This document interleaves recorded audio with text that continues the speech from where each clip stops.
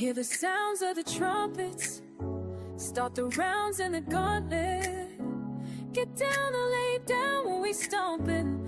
This the clash of the titans.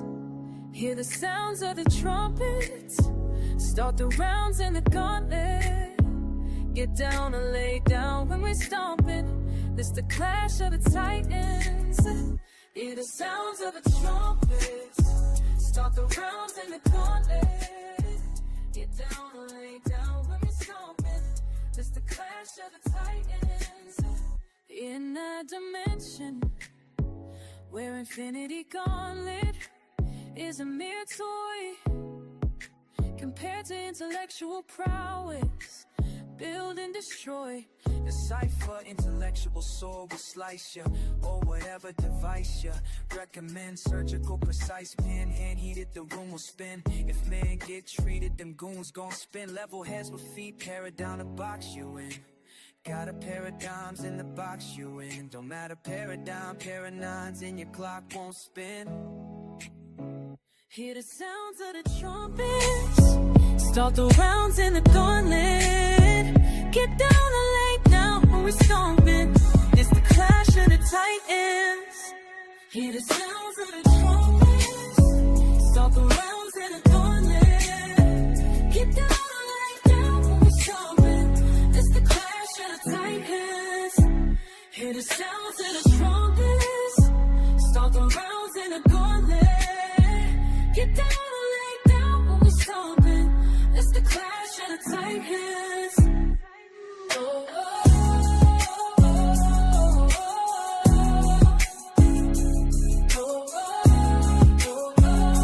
oh. Hear the sounds of the trumpets, start the rounds in the gauntlet.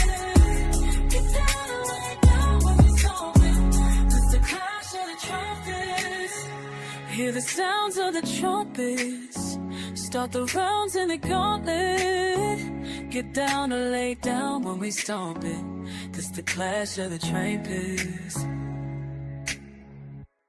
Oh, oh, Zion been learning from us, sneakily watching our videos. I don't know about anything you guys do. I'm not watching y'all. I got all of y'all blocked, even though some of y'all actually made fake pages to make sure you could see what I'm doing. That's another level of the Diddy party. That's crazy. That's diabolical.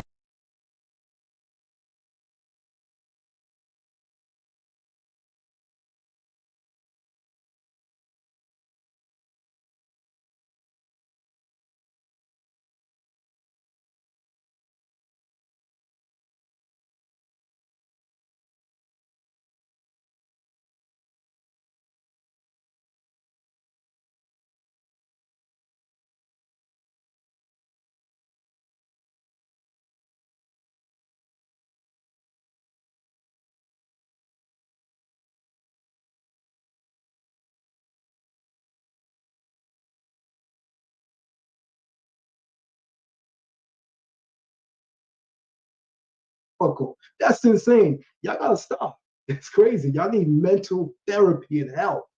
There's nobody in the community that I could form an obsession with that I'm having to chase behind them for years because we need to have a conversation. We need to talk. Some of y'all are real weirdos, is what I gotta say.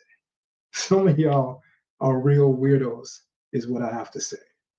So on that note, he went on to say that Zion is now learning proper Hebrew, even though, by the way, the name of the video, and I'm going to throw them a little, views, because the video he showed, I think it got like 17 views, and it's been up for 24 hours. I would hope that your own members watched it more than twice. There's a couple of y'all. Your own people don't even mess with you. How you got less than 100 views in 24 hours? And you got a whole community behind you, so to speak. Your own people is telling you that they don't mess with you, by the way. I just want to let you know that.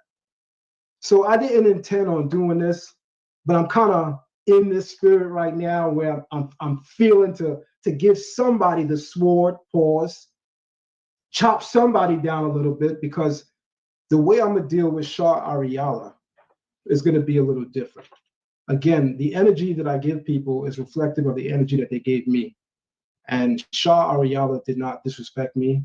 So I'm going to be very, very respectful. I got both gloves on. I haven't taken any gloves off. But nonetheless, I'm still fearless. I'm still bold. I'm still coming to do what I have to do. On that note, I'm going to remind everyone, y'all heard me say it time and time again, everyone, that the link to join the live stream is in the chat. If there's someone out there and their mama I'm playing that's feeling froggy, join the live stream. I will happily add you to the stage. Please, tonight I'm your Huckleberry Finn. On that note, let's get back to the presentation. So the good brother Shah Ariala, he decided that he would step out, jump out, and have something to say. And, you know, I wasn't banking that he would. In fact, apart from his videos where he is touted as exposing Guerrilla Hebrew, I'm actually completely unfamiliar with him and his work. I've gotten to a stage in my learning where I really block out a lot of the teachers, so-called, in the Israelite community. I don't really watch what any of them do. I have my own academic online institution. I have my own community and my own circle. I don't watch videos from a lot of Israelite communities, leaders, and teachers, to be brutally honest.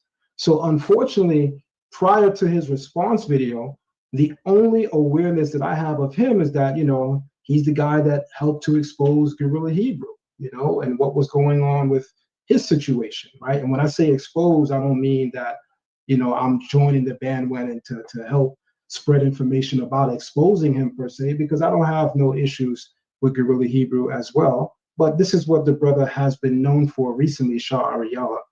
That's the thing that he's been most known for, notably, recently, in recent news within the last year or so.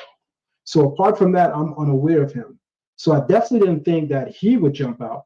I was actually thinking that there would be other groups that would jump out, right? Like ISUPK, you know, I'm gonna call names, and others, but you know, they didn't. But he answered the call. He entered the chat. And because he entered the chat, let's begin right here.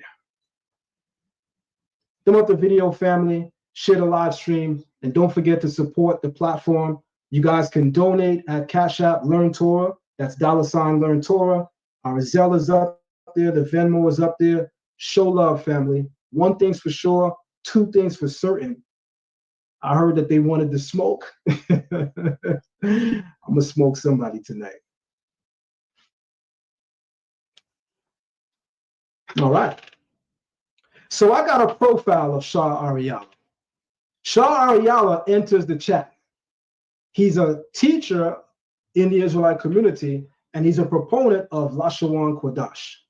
Shah Ariala is a founding member of HOB, the House of Bread, right? In Hebrew, that's Bethlehem or Beit Lechem, right? Known for promoting the Lashawan Kodash system of Hebrew pronunciation and for his active presence in public debates and teachings. He is a strong proponent of Lashawan Kodash and positions himself as a voice seeking change within the Israelite community, aiming to galvanize the younger generation against what he believes are errors or misinformation passed down by some elders in previous debates. Yeah, Shah, I did a little research on you, my guy. Did a little research on you, my boy.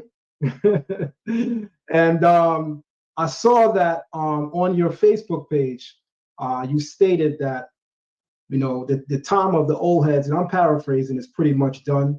A lot of the old heads are responsible for these false doctrines, the bad behavior, the illicit actions and thinking. So you're spearheading a movement to spark change throughout the nation, but predominantly orchestrated by the younger generation. And I have no qualms with that. I actually love that, and I salute you in that. But what I want to remind you, Shah, as an OG in the Israelite community, having 3 decades in this, 3 decades plus. This year makes 32 years. This February makes 32 years of me being in the Israelite community. So I believe I would be an OG in the community. Having said that, I want to remind you of something, Shah, that I'm sure you're aware of. The Bible says, to the youth strength and to the elders wisdom. Be very mindful that while the stagnation in the community is in part, possibly in bulk, by the older generation, remember that there's still a measure of that older generation that is securely needed to plant a sure foundation of wisdom in the minds of the youth. The youth have strength. Wisdom is not always with the youth. Very few do you see wisdom with the youth. So I want to remind you, good brother, don't forsake all the elders. Not everybody out here is moving as those that you may see and observe. Keep that in mind. His work focuses on reshaping Hebrew understanding through the One West linguistic framework, while challenging long-held teachings and inspiring a new wave of youth engagement. And listen, on that note, I want to say kudos to that brother. I have no qualms with that, except to remind you that wisdom is with the experienced. There's certain things that you don't even get as a youth, as a young man. There's certain things that literally come with having experience, with having age, with being an elder. So don't forsake all the elders, good brother, as a point of critique for you or advice. And here we go. So the good brother Abia Idonia, who is the founder of Inside the Nation Radio, after I did my presentation presenting why Yeshua is a more accurate, grammatically more accurate than saying Yahusha or certainly Yahushai, and then also going on to prove that One West Hebrew, known as Lashawan Kodash, is also very much inaccurate, based on his immediate reception, based on how I was received in the live chat. Abia went and wrote, I think we literally witnessed the death of the Lashawan Kodash last night. Wow. And he even dropped some funeral flowers. So Ariala reposts it and he shares it on his page, and he says, we most certainly did not, meaning witness the death of the Lashawan Kodash. And he goes on to say, the source used in reference to Kirbet Keyafa Astrakhan, literally in all caps, contradicts the point the brother Zion Lex made. The author of said source is literally saying that the writing is neither Proto-Canaanite, Canaanite, nor Hebrew. Peer review and response coming. And then shortly thereafter, later on that evening, he did a response video. That was last night. I spoke with Abia and I said that although we both didn't anticipate that he would respond before our meeting on Friday, because just so everyone knows, we're coming to Inside the Nation Radio on Friday to face each other one-on-one, to have a conversation about these general topics. And I didn't think that he would respond to my video because I'm unaware of his work. And I also didn't think that once he agreed to have the discussion that, he would do a video response before we sat down. But he decided to do so. And because he decided to do so, I had to tell Abia that even though I committed to doing a video with him on Friday, that, I definitely got to come back a little earlier and share a bit, just so I can get out my presentation as well, because all is fair, right? So originally, I was a little irked by his saying that this would be a peer review. I'll share with you in a couple of moments why I was irked by that. But first, I want to define the term peer review. Peer review is an evaluation of scientific, academic, or professional work by others working in the same field. So, I'm unaware that Shah Ariala is known as a Hebrew teacher. I am aware of a lot of the Hebrew teachers in the Israelite community, even those in the One West community. I'm aware of who they are, many of their names. I was completely unaware that he is a teacher of Hebrew. And then come to find out, I was even more baffled when I learned how he actually learned Hebrew. The way in which he learned Hebrew, for me, it's challenging to regard him as my peer with respect to the language. I certainly consider him my peer with respect to being a brother in the community, but with respect to expertise, gift, and talent, and experience in the language, I wouldn't consider him my peer. And I say that with all due respect. And I think that the presentation will demonstrate so. But I think when me and him sit down on Friday, and with all due respect, I'll walk him slowly down the lion's den through the mechanics of the Hebrew language. When there's no book, you got to know what you know. You don't know what I'm going to ask you. I don't know what you're going to ask me. You just got to know what you know. When I walk him through the lion's den, we're going to then know if he knows what he say that he knows. More on that on Friday. So on that note, I found it hard to conceive of him as my peer, right? With all due respect. But before I could say that affectionately, I had to do my homework to see, well, who did he learn from? How did he learn Hebrew? And what are his Hebraic skills? So let's move on. I'm going to show a video right now of Ariala admitting how he learned Hebrew. At the 56-minute and 52-second marker of Ariala's video, Paleo Hebrew 101 with Shah Ariala, he says he learned Hebrew from watching an elder at HOD, House of David, on YouTube. I'm going to repeat that.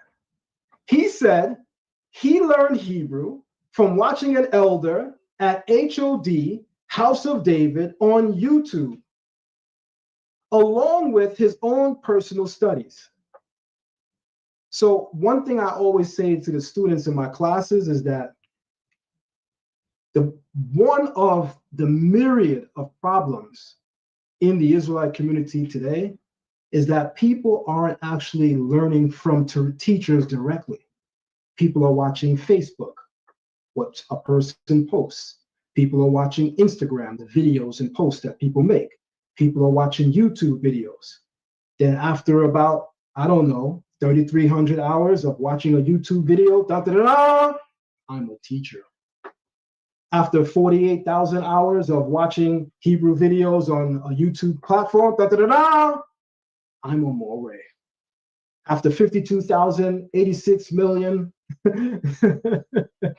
of hours of watching YouTube videos, I'm a leader. I'm saying that all to say, with all due respect, with all due humility, but also humor, because the people want to be edutained to some respect, right? We don't want to make this boring. That if you're telling people that you learned language from watching YouTube videos, I got to tell you that that's a horrible way of describing openly and publicly that you are learned in language or anything for that matter. I couldn't even fix my face to tell anybody that I have a specialty in any particular field because I watched several videos of it on YouTube. With that being said, let's roll that beautiful bean footage.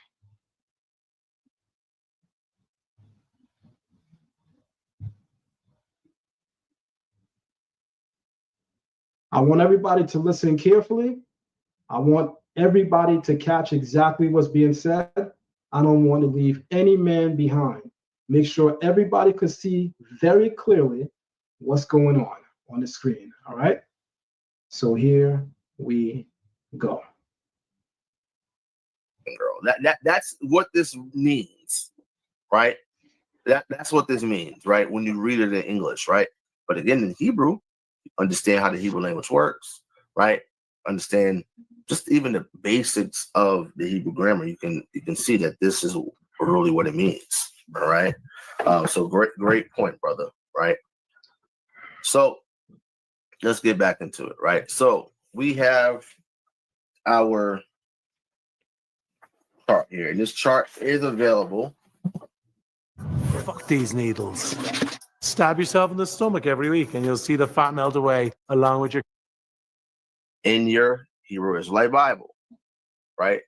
It's like on page 3 of the Hebrew Israelite Bible. Right.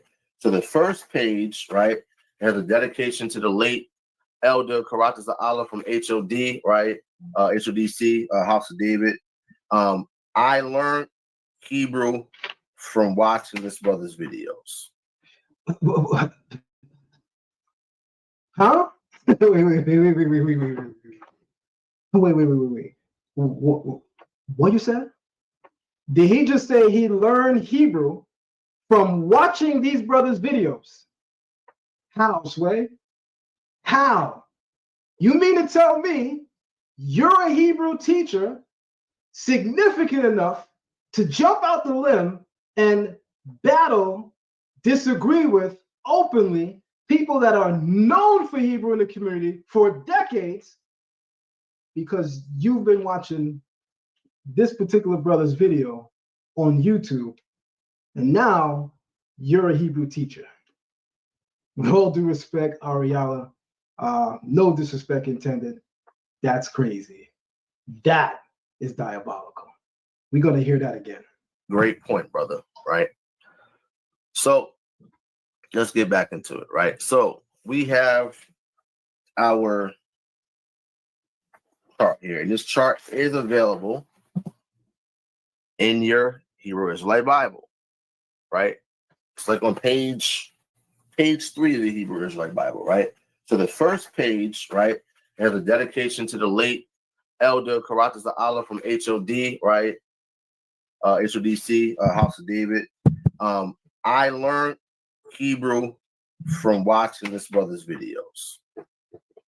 I learned the basics from watching this brother. And as I dove more into the language, right, as I dove more into my studies, again, I would utilize the text, the Hebrew text, and to learn more. Because again, if you just... All right, I think we could effectually stop there. By the way, I just checked my mic and noticed that my mic was pretty low.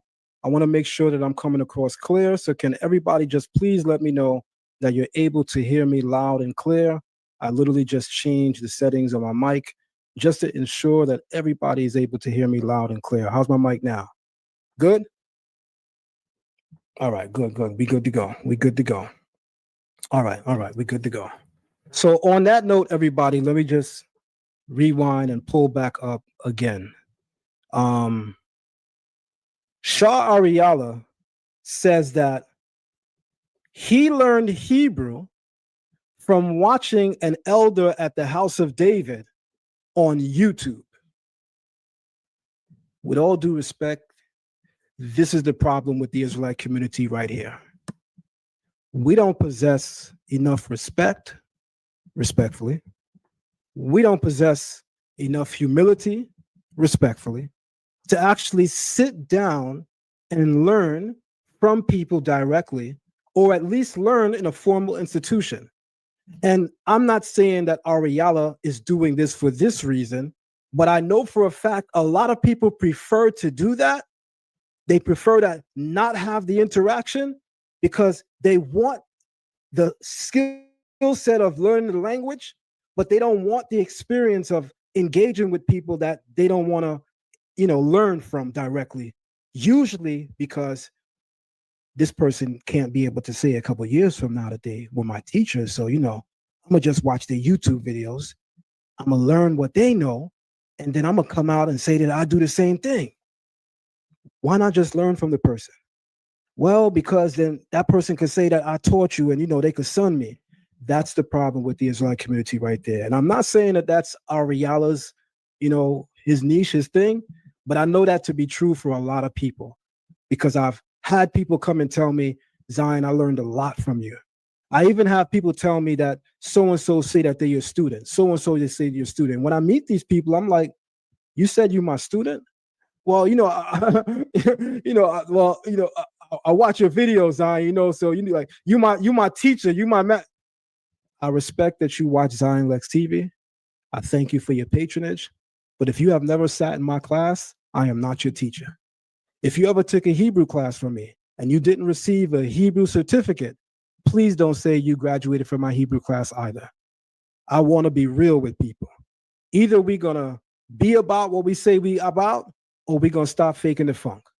So with all due respect, I want to make this crystal clear People that can say that they learn from me, trust me when I tell you I know them. We have interactions.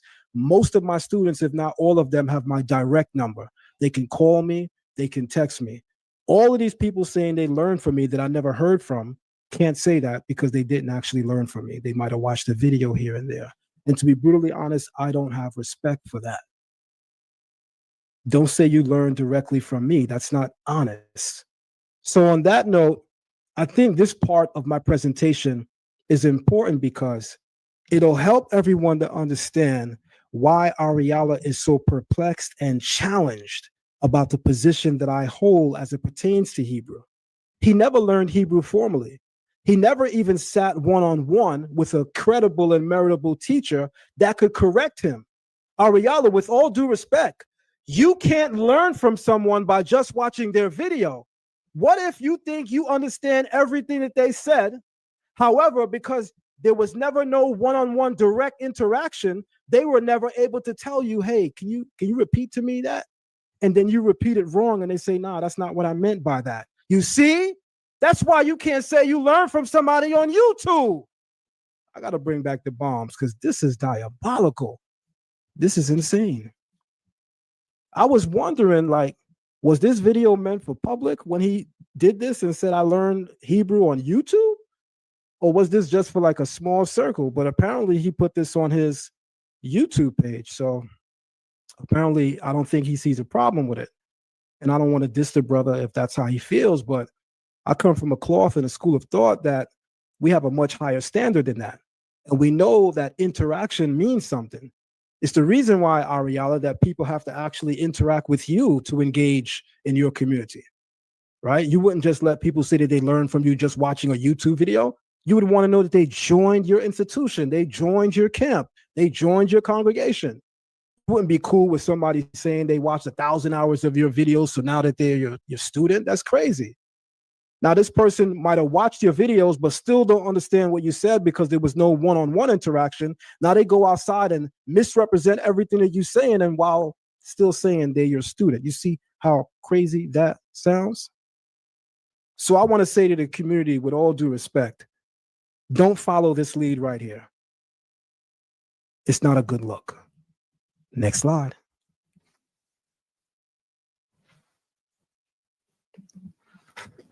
In Ariala's presentation, one of the things that he critiqued me for, he said that everyone knows that ancient Hebrew, the Hebrew language in general, I'm paraphrasing, is an abjad, meaning it's a consonantal language. Huh? First and foremost, an abjad refers to an alphabet that is only consisting of consonants. So the English alphabet includes letters that function as vowels, A, E, I, O, U, right? And sometimes Y, right? Hebrew is unique. Hebrew as a consonant, as an orthographic writing system, is an abjad, but the language is not. The Hebrew language always had vowels. The Hebrew writing system is classified as an abjad, meaning that when you look at ancient Hebrew, what people are calling Paleo-Hebrew, what scholars call Kitav Ivri, the ancient script, when you look at that script, unless you understand Hebrew grammar, you wouldn't even know that there's vowels staring at you right in the face. That's another reason why anyone saying they learn Hebrew on YouTube is going to fail miserably. Because anyone that understands Hebraic grammar, you can see Hebrew grammar in Paleo-Hebrew. You can see Hebrew grammar in Hebrew grammar in what we call Masoretic Hebrew. If you understand grammar, you understand that various letters function as vowel letters, an indication of vocalization. I'm going to get heavy into that in a couple of moments, but I'll continue. The Hebrew writing system is classified as an abjad, meaning it primarily records consonants, even though spoken Hebrew always had vowels from the earliest period. To compensate for the absence of written vowels, emphasis on written vowels. By the way, everyone, as a rule of thumb, anything you see in red, I need you to really pay attention to. Anything you see underlined, I need you to really pay attention to. Continue. To compensate for the absence somebody's saying that they can't see my slides. I'm going to ask the community, are you guys able to see my slides? Is everybody able to see my slides? Is my slide showing? Can everybody see my slides? Okay. I'm not sure why that is. Let me get back. Let me jump right back in. Thank you for saying that, whoever did. Because imagine I get through this whole presentation and they say he didn't even show no slides. Zion didn't even show no slides. That's crazy. I'm asked now, can everybody see my presentation? All right. My Hebrew class is like, yeah, he do that from time to time in class too. All right, here we go. So again, the Hebrew writing system is classified as an abjad, meaning it primarily records consonants, even though spoken Hebrew always had vowels from the earliest period. To compensate for the absence of written vowels, Hebrew consistently used certain consonantal letters as matres lectionis, mother of the tongue, meaning letters that function as vowel carriers to guide pronunciation. These include aleph, often marking a glottal stop or supporting vowels. Hey with kamats, commonly signaling final. Wav with shuruk or kolam, representing the U or O, and yod with kirik, representing I or E.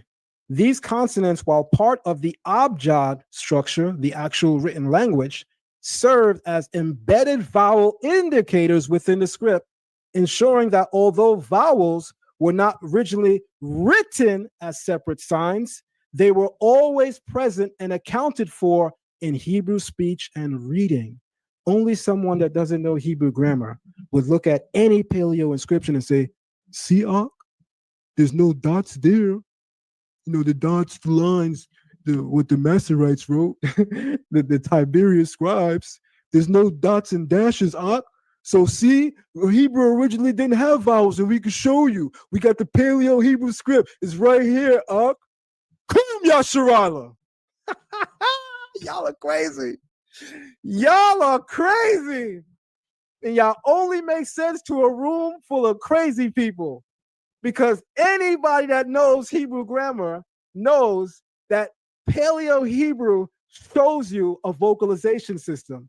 If you understand that various letters function as vowel letters, this is actually crazy that this has to be said again in 2025. But I'm going to make it very, very clear. I'm going to make it very, very clear. I'm going to do as my teachers say. We're going to make it plain tonight. Apparently, Ariala was also perplexed when I made the statement in comparing Akkadian to early Hebrew, and I made a reference that the reason why I'm comparing Akkadian as a language and as a script to early spoken and written Hebrew is because we also have lineage, descent, ancestors among Akkadians. Akkadians are not simply a Semitic speaking group. Akkadians are themselves Semites. I think some Israelite groups and One West might be responsible for this. It's blurry on purpose, by the way, everybody. I'm not showing you the slide while I'm talking over it, so you guys don't read ahead. I do this in class too. Everybody in my class know what I'm doing, but I guess I have to say it for people on YouTube. When you see me blur the screen, it's on purpose. I don't want you guys reading ahead before I get there. All right, clear. So I think One West might be responsible for what Ariala is doing in terms of the mistake that he's making.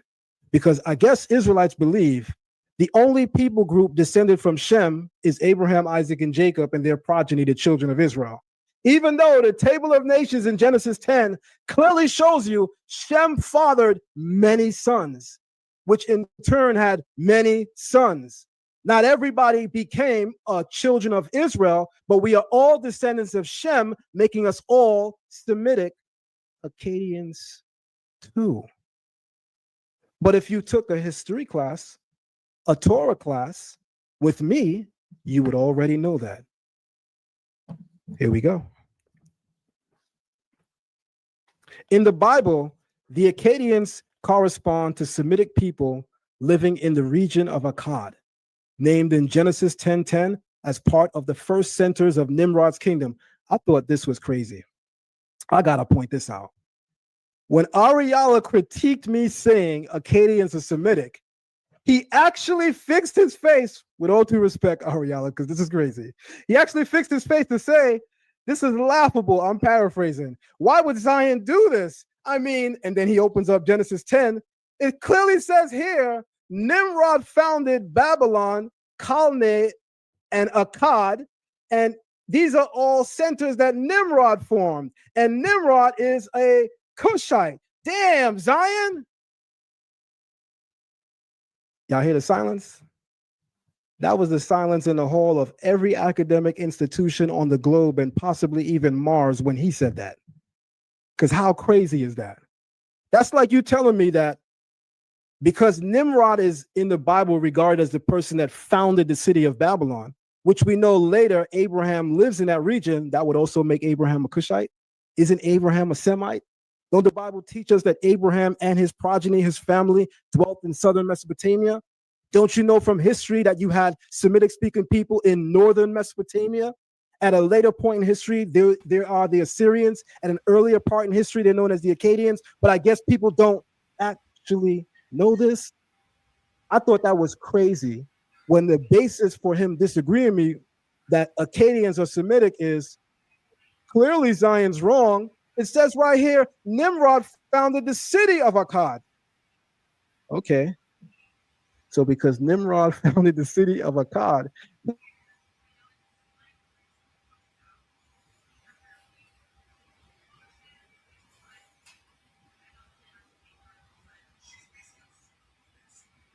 with all due respect, here we go.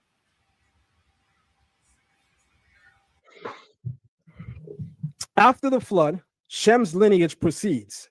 Shem, Arpachshad, Shilach, the ancestral line that eventually produces Peleg, Tirach, and ultimately Abraham. A widely cited academic source that connects Arpachshad, the son of Shem, to the Akkadians is The Peoples of the Old Testament World by A. Kirk Grayson and Edwin Yamuchi and others, which explains that the biblical figure Arpachshad is linguistically linked to the region of Ar-Rapha and Arapakaitis, an area historically tied to early Akkadian-speaking peoples. Yamuchi specifically notes that Arpachshad represents the biblical memory of populations associated with the Akkadian culture sphere. Similarly, the Anchor Bible Dictionary states that the name Arpachshad is best understood in connection with territories inhabited by Akkadian and Proto-Akkadian Semites, reinforcing the scholarly consensus that the Bible's genealogy places Abraham with the same Shemite line as those who formed the Akkadian world. Good brother Shah Ariala, with all due respect, you're not ready. You're not ready to peer review me. You're not ready to peer review anyone that knows the Bible seriously. And you're not ready to delve into the language and want to debate with people that you're not even going to come remotely close to playing with. And I say that to you with all due respect, good brother, because this is crazy. Need I remind you, Shah Ariala, that the first king of Akkad, his name is Sargon. Use any search engine you want. I need you to cite 5 sources that disagree with me. It is unanimous, it is consensus that Sargon, the first of Akkad, the first king of Akkadia, is a Semite.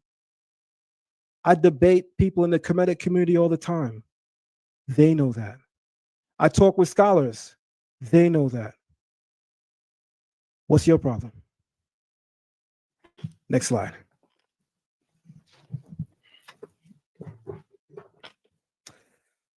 This one was crazy. This one was crazy. For this, I have to go to his most recent video. Give me a couple of seconds, guys. I got to go to his most recent video for this. So I'm actually going to go to his presentation that he did last night.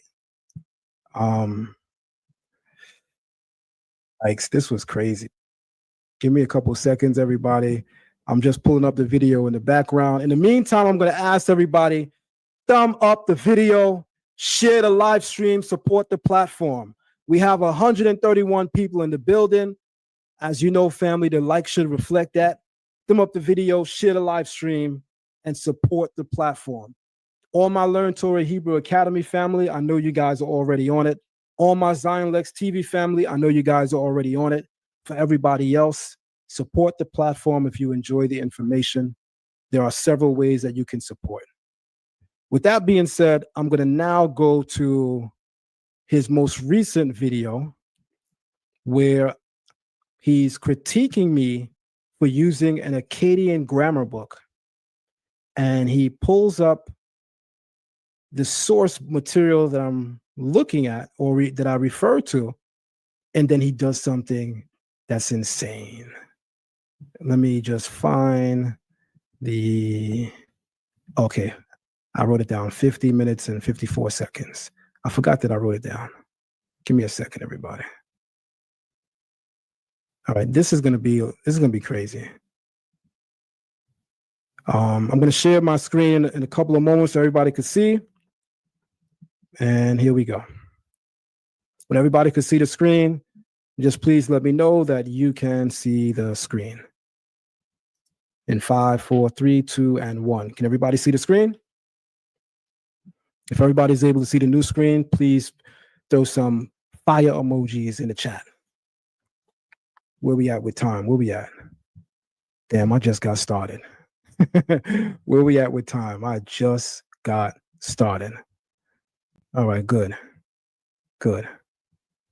All right, everybody can see it, right? Throw some fire emojis in there, y'all. Don't be afraid to use them emojis. All right, here we go.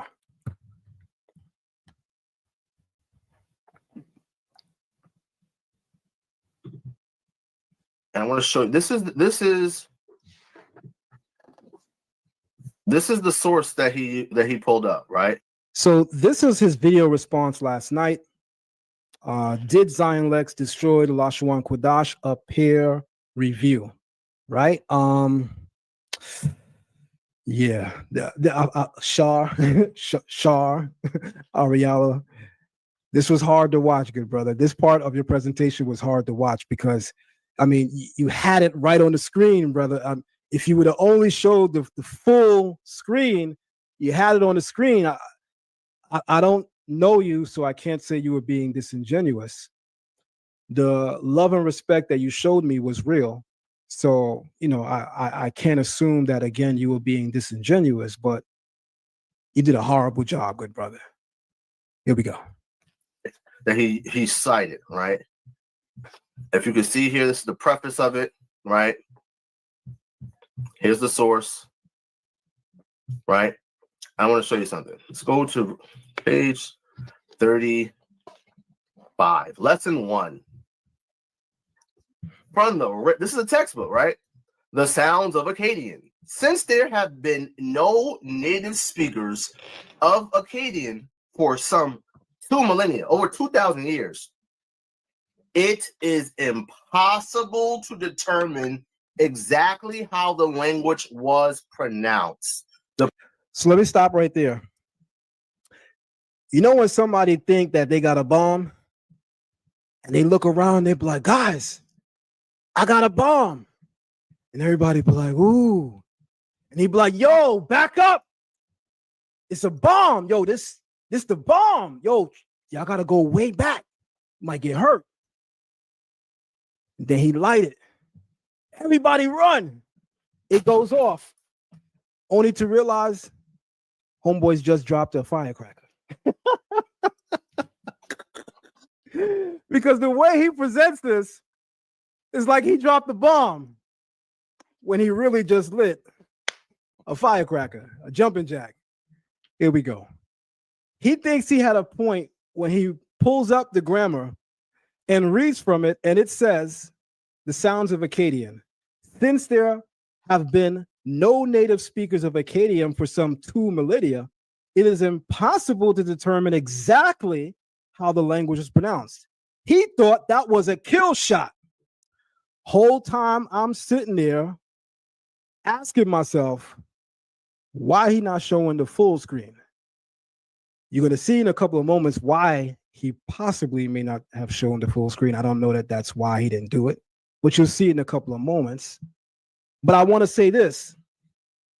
Even with the English alphabet, which clearly has a vowel system included, A, E, I, O, and U, scholars can look at the English alphabet and its vowels and see how it's distributed here in America, in the UK, and in the Caribbean, and obviously notice the way that someone in America pronounces English is vastly different than the way it's pronounced in the UK.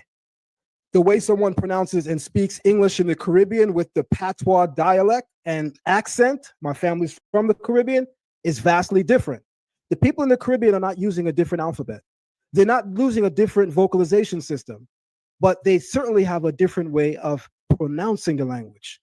Just because the scholar clearly said that there's no way to know their exact pronunciation, good brother Shar, that still don't mean that they didn't have the vowels A, E, I, O, and U, which is staring you in your face. If you would have only went on to click where it says A vowels right there, and it goes on to say there are 4 short vowels, and they clearly show you A, E, I, O, and U.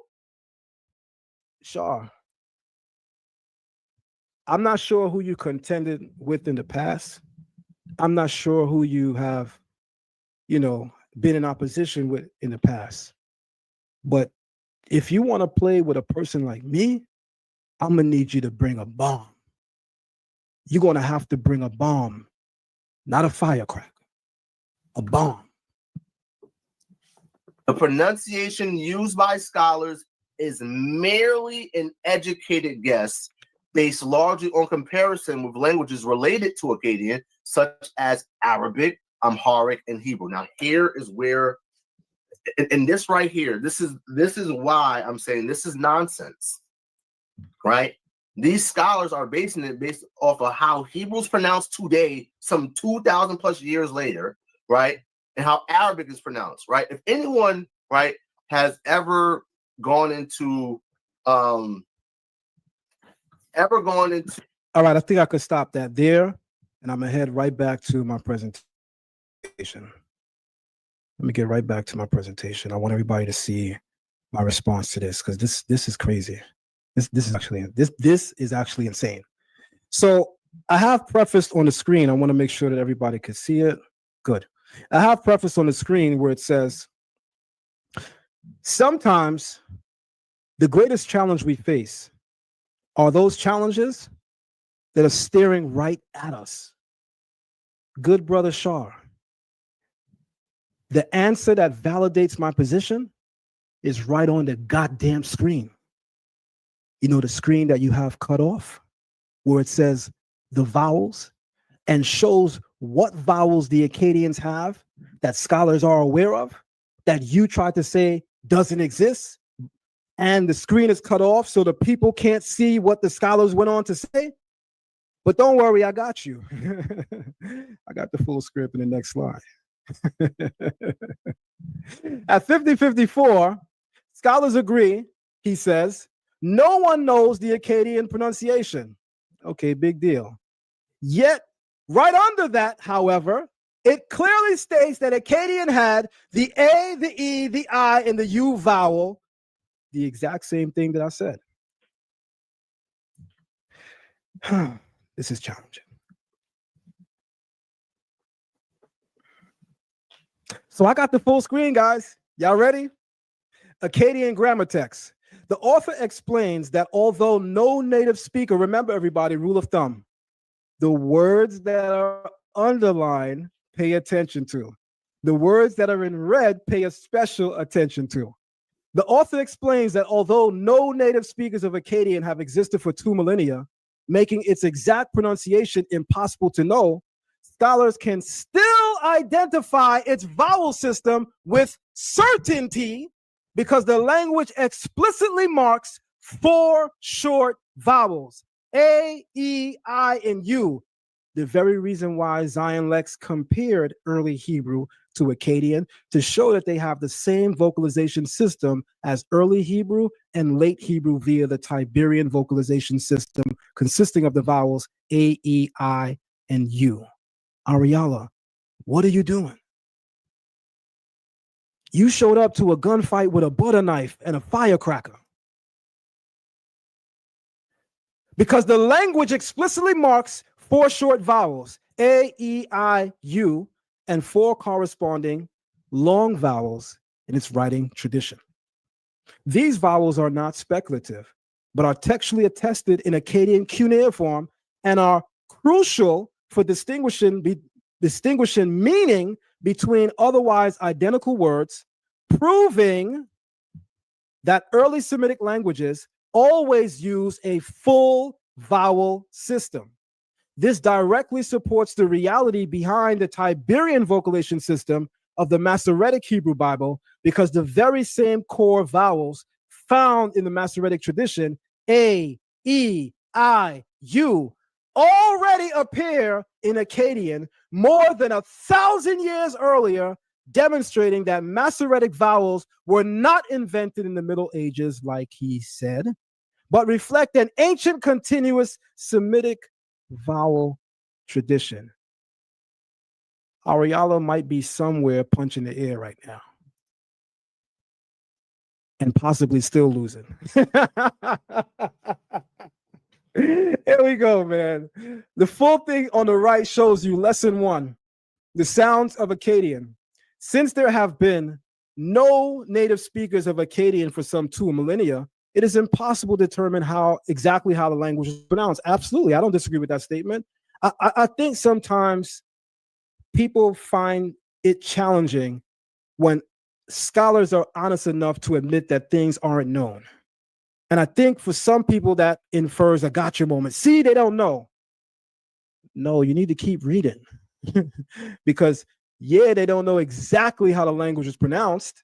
Just like English can clearly be pronounced several different ways, even though several different ways don't preclude that any of those ways don't have access to the vowels or the same consonants. What are you doing? Here we go. Oh, man. The bottom says A, vowels. There are 4 short vowels, A, E, I, U, and 4 corresponding long vowels. Long vowels are marked with a macron, A, E, I, and U, or with a circumflex, depending on the origin or the length. The vowels may be pronounced as follows: A as in swap, E as in pet, I as in pit, U as in put, A as in father, E as in rain, I as in marine, U as in rule. Clearly, Ariala. Good brother Ariala. The Akkadian language utilizes the same vocalization system as the Masoretic text. The very reason why I made the comparison. Instead of you having the screen cut off, you should have showed the whole thing. That could reflect on you bad. People might think you're being disingenuous. I don't personally think you are, but people could think that.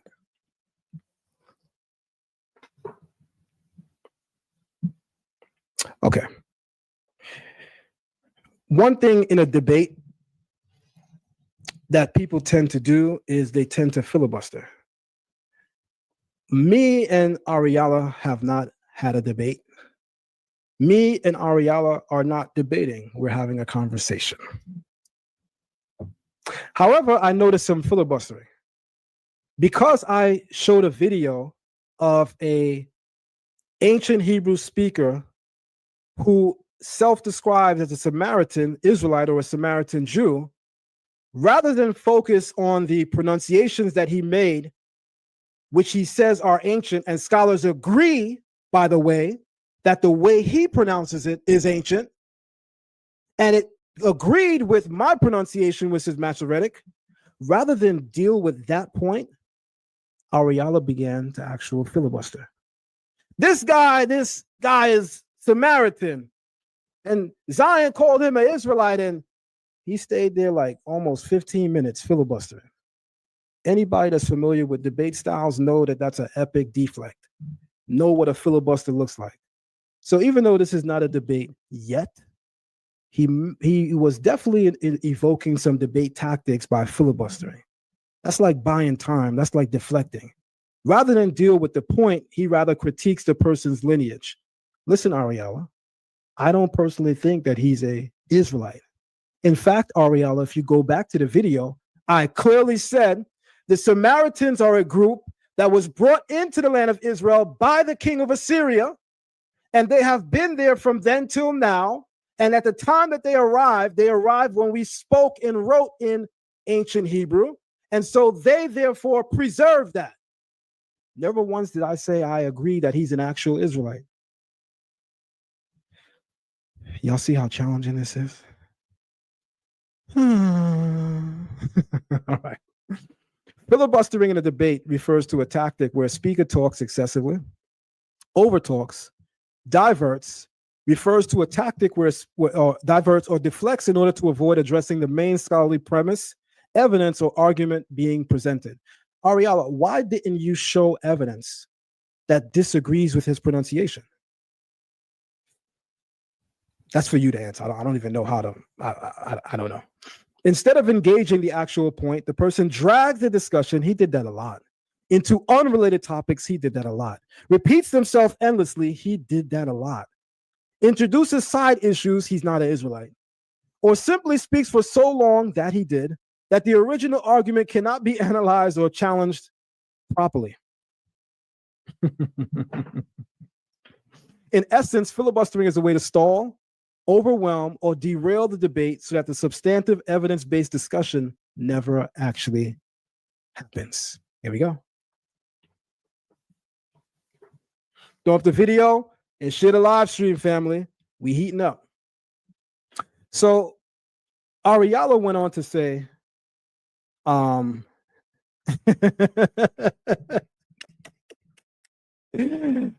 man, shout out to Genesis in the building.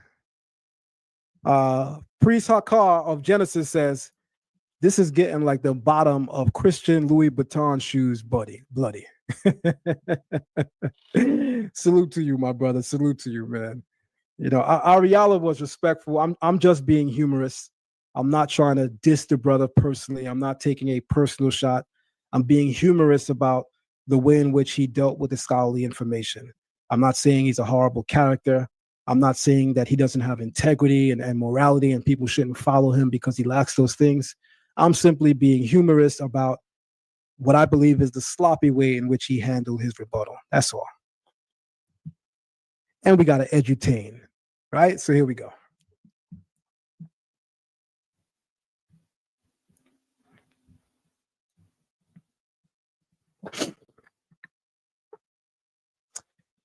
He filibustered so long that he wanted to make the bulk of the discussion about critiquing my artifacts.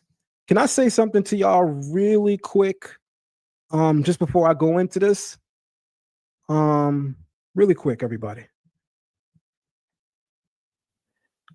If anybody watched Ariella's presentation last night, can y'all put 2 in the chat? I just want to check something for a minute. I want to make sure that the conversation is balanced. I need to know that people actually seen the discussion, right? It wouldn't be helpful that there's a lot of people here that didn't see the discussion. So if you saw the discussion last night, please put a 2 in the chat. I want to see if you saw what Ariella presented last night. Put a 2 in the chat, everybody. Put a 2 in the chat if you guys watch Ariella's presentation. I want to be fair and honest towards the brother's work.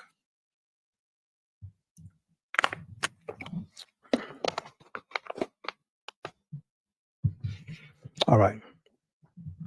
So obviously people saw his presentation. I want everybody to do this now.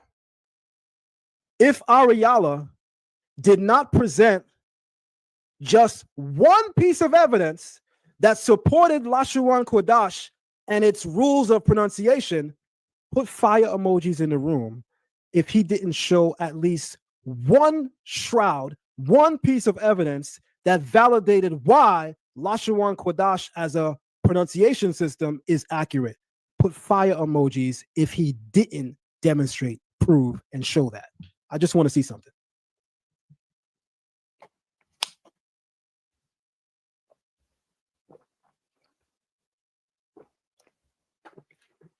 Because for some reason, and I could be wrong, it seems to me that he spent the whole night critiquing my sources without validating his position. Maybe if you're slow, dumb, really slow or challenged, you didn't catch why that is. But to people who are intelligent, understand why that is. He don't got no sources. There's no academic source in existence, in the multiverse, in Planet Risk. There is no academic source in the world that agrees with Lashon Kodash as a basis of pronouncing the Hebrew language.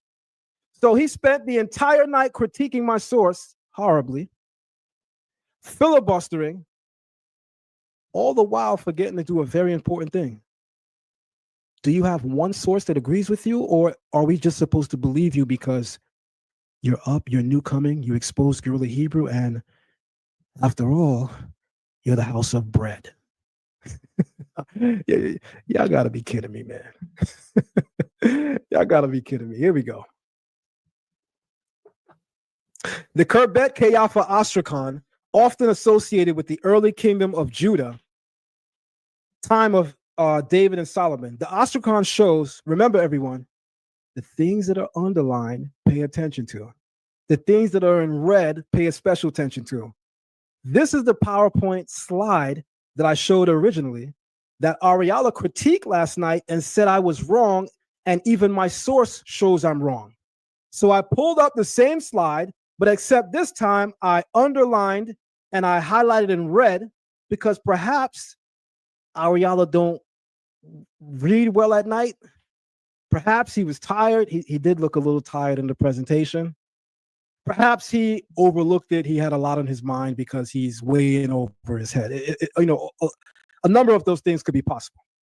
So again, this is what I showed, except this time, the keywords and the operative phrases are highlighted and color-coded.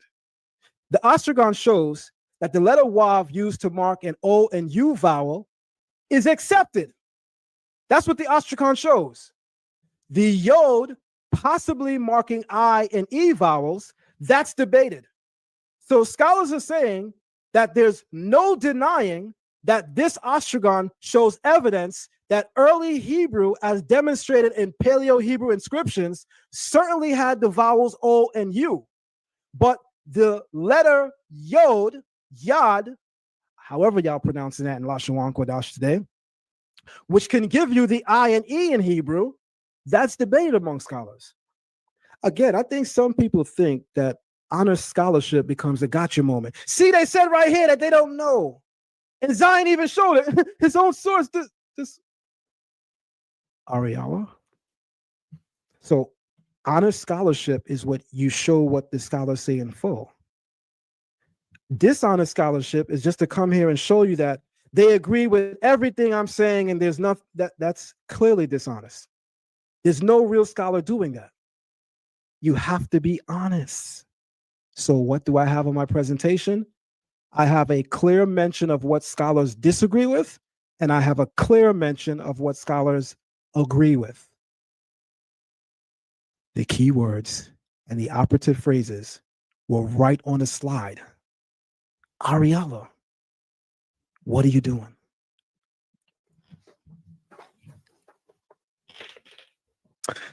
The claim collapses immediately. Vowels existed long before the Masoretes. The Masoretes, who some people say developed between the 8th and 11th century CE, did not invent Hebrew vowels. They invented a system of writing them, not the existence of the vowels themselves. You see, if Shah Ariala were to take a Torah class with me, a Hebrew class with me, where in my Hebrew class, I don't only teach the language, I teach the history of the Hebrew language. Most of these people don't teach the history of the language, how the language evolves, going all the way back to the remote times in history to show the scholarly view on how language evolves, as well as the theological view as to how the Hebrew language evolves. Most scholars don't do that, but I actually do in my Hebrew class.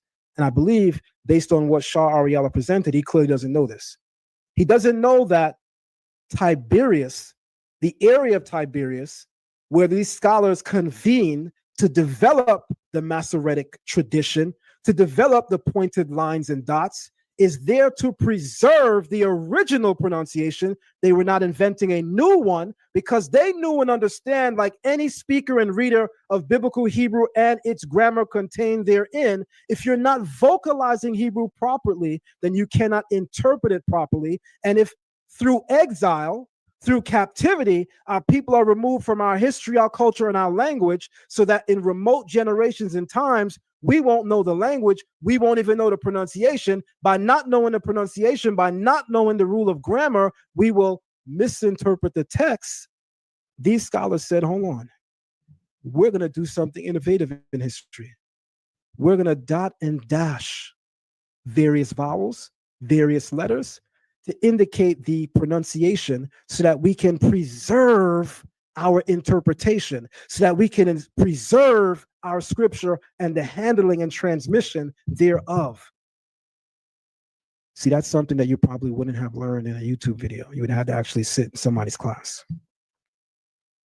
The Dead Sea Scrolls between the 3rd century BCE and the 1st century CE already used vowel letters, matres lectionis, centuries before the Masoretes. Hebrew manuscripts written in Paleo-Hebrew and Aramaic block script use matres lectionis spelling to record long vowels. Examples from the Qumran schools: the yod representing the I and the E in the Qumran Dead Sea Scrolls, the U or the O, the He, the final long A. These occur elsewhere in the Dead Sea Scroll texts. Thus, the vowel system was already known, preserved, and written. The Masoretes did not invent new vowels. They invented a pointed indication and markers to preserve our interpretation. But y'all don't care enough about the history.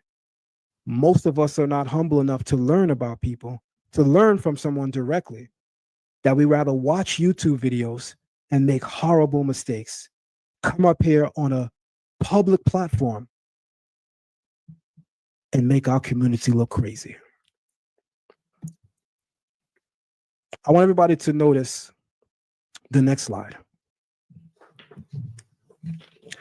The Dead Sea Scrolls show the existence of the Tiberian vocalization system.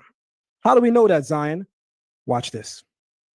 In Isaiah 44:2, in the Masoretic text, in Isaiah 44:2 of the Great Isaiah Scroll, you can compare and contrast something that will show the existence of the Tiberian vocalization system in the Dead Sea Scrolls.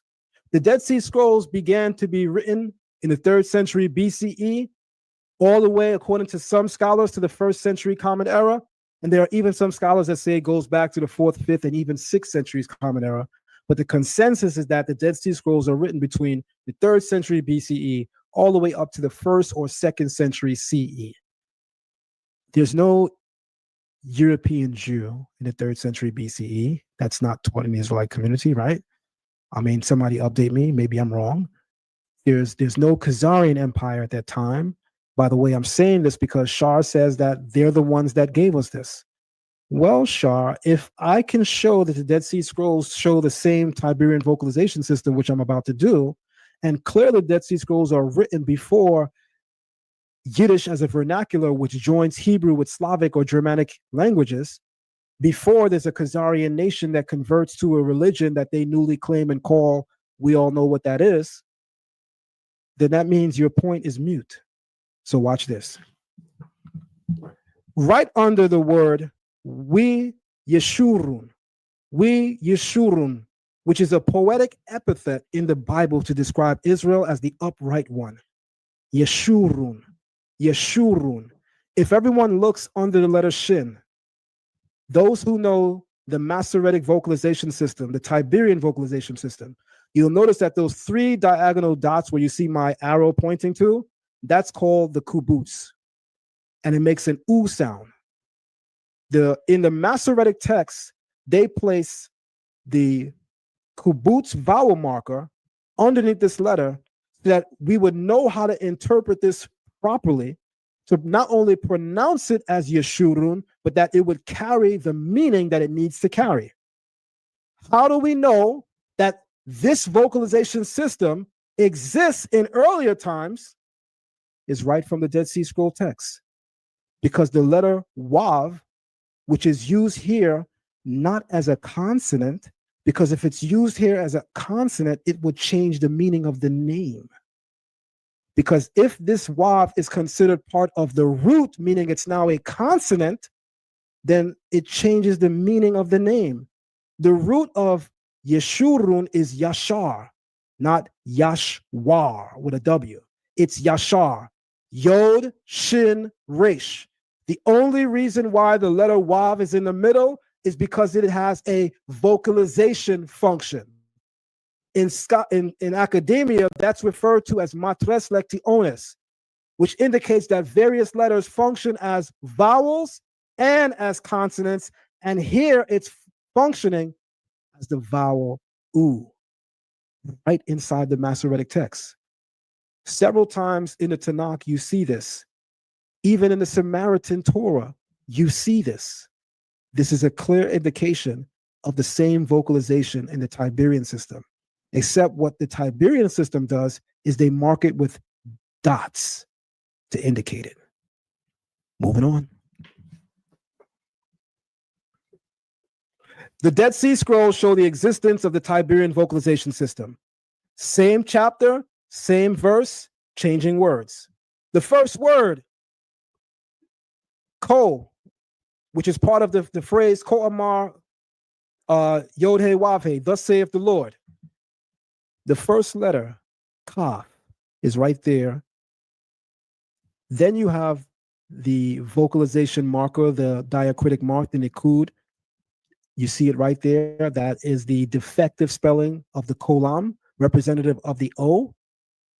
In the Dead Sea Scroll text, they mark that with the letter wav. This word, thus, that we translate as thus saith, ko amar, it's only spelled with 2 letters in Hebrew. You only need 2 letters. Some people who are new to biblical Hebrew, they think that all Hebrew words have a trilateral root. No, they don't. Many Hebrew words have a binary root consisting of 2 consonants, biconsonantal. Like the word chai, the Hebrew word for life. Like the word dam, the Hebrew word for blood. There are, like the word no, which is low, the way to say no. There are several words in Hebrew which are binary. This is one of them. The only reason why the wav is here in the Dead Sea Scroll text is because it was used by the scribes of the Dead Sea Scroll text to indicate the sound that it makes, which is ko. And you see that sound represented right in the Masoretic text, dotted. Kill shot.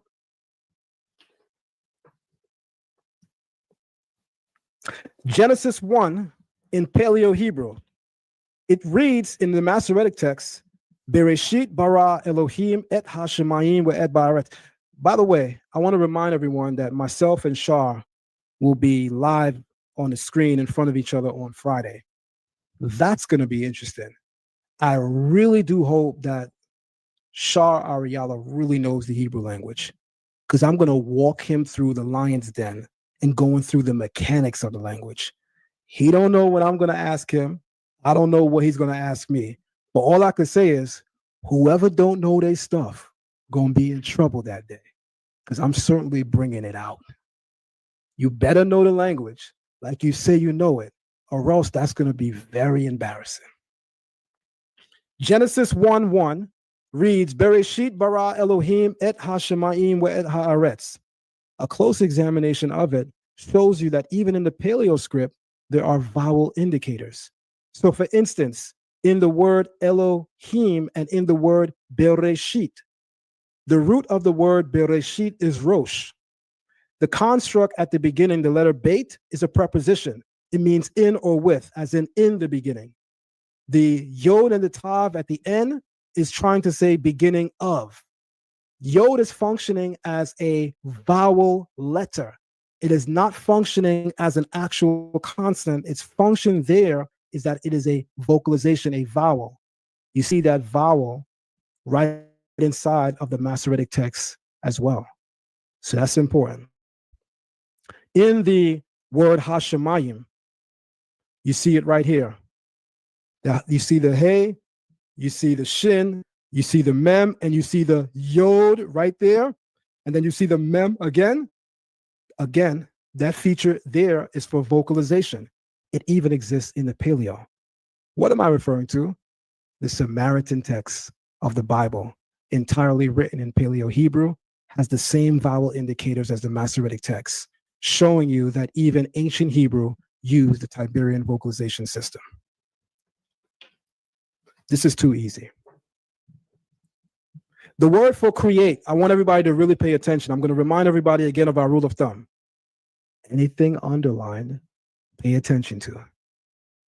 Anything in red, pay a special attention to. The way to say create in Hebrew is bara. But here's something interesting. God created the heavens and the earth. As a result of that ideology, we refer to the creator by way of an epithet. We call him Ha-Boreh, the creator. The word Boreh is spelled in Hebrew the exact same way as bara, which means to create. What determines in biblical Hebrew whether we're speaking about creating or we're speaking about the actual creator? Vocalization. So look at the Samaritan text of the Torah. In the Samaritan text of the Torah, where the term creator is mentioned, you'll see the vowel indicator, the wav, right in the middle of the beit and the resh. Clearly, as you see it in the Masoretic text, indicating vocalization. Because if anyone was to look up right now, the actual root of boreh, you will see as bara. That's how it's spelled. In order to get the function of creator, you have to enunciate with the O. You have to change the vocalization. In changing the vocalization and inflecting the vocalization, it breeds a new meaning, creator. And you see it present even in the Samaritan text of the Torah in Paleo Hebrew. When I tell you guys, and I say this often in class, the work is easy when you're well studied, I'll say it again. The work is easy when you're well studied.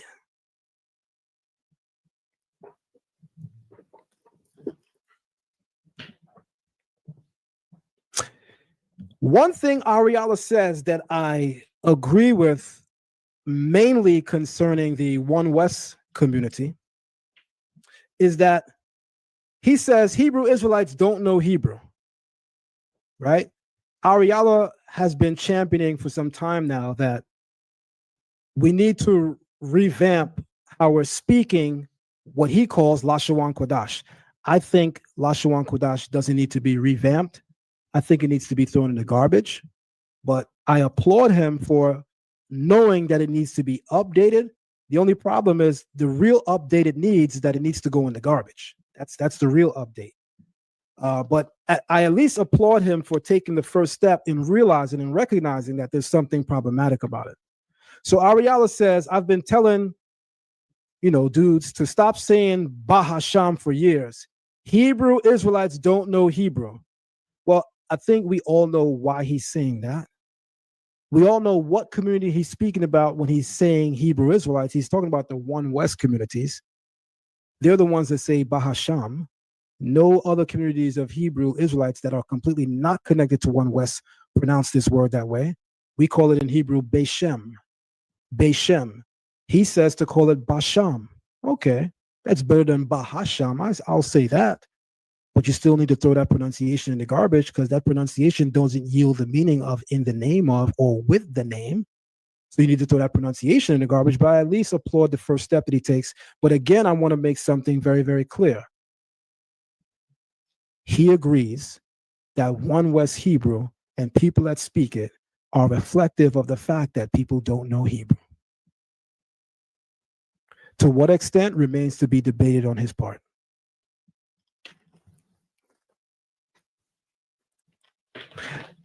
Now I'm going to get into the real scholarly side. If you're new to Hebrew, you may have thought what I presented so far was scholarly. We ain't even scratched the surface yet. This is still beginning Hebrew. We in Hebrew 101. By the way, I may do a critique video to his Paleo Hebrew 102, because what Ariala is calling Hebrew 102, we teach in Biblical Hebrew 101.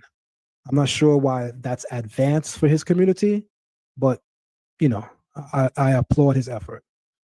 The Masoretes never claimed to have invented vowels. Their own writings, have you ever read? By the way, let me just say something really quick. A lot of people don't do this. People get angry when Zion shows books. Zion always showing off. He got books. Yeah, I read books. I don't think he's ever read through the basics of the Masoretic tradition. A book that I would refer you to is the Cambridge Semitic Languages and Cultures, the Tiberian Pronunciation Tradition of Biblical Hebrew, Volume 1 by Jeffrey Kahn. Everyone can look that name up online, and you can see the book right there. I'm going to definitely ask him to get this book and actually study it, because what a lot of people do is they disagree with things without even learning them, which I think is childish and I think is foolish. Because after studying it, you may find that not only do you not disagree, you actually agree. Shall I say it again? In studying it, you may actually find that not only do you not disagree, but you actually agree. Most of y'all ain't never studied the counterposition, but you're so quick to say, I don't believe in it. And it reflects in your work that you never did the work. In their own writings, the Tiberian scholars, and I'm going to give you guys the history of them in a moment, they say the opposite. We preserve the Masorah, meaning the teachings of the ancients, through diacritic marks. They saw themselves as recorders, not inventors. The Tiberian system developed to preserve pronunciation and meaning, not to invent new sounds and distort meanings. Where y'all get that from? Just to remind everybody, I'm going to need everybody in the building at Inside the Nation Radio. I'm going to need everybody in the building at Inside the Nation Radio.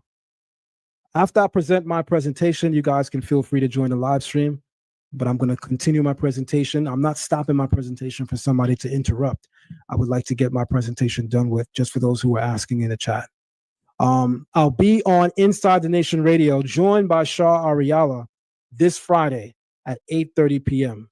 I want everybody to lock in. I want everybody to tune in. And I definitely want Shah Ariala to read as much Hebrew grammar books as he possibly can. I'm going to need you to come with your A work, because I don't want your community and I don't want you to say or think that you were unprepared. I want to make sure you're prepared. If you know the language you say you know, then you should be prepared now. But you have at least 3 days left to prepare for Friday's conversation. Here we go.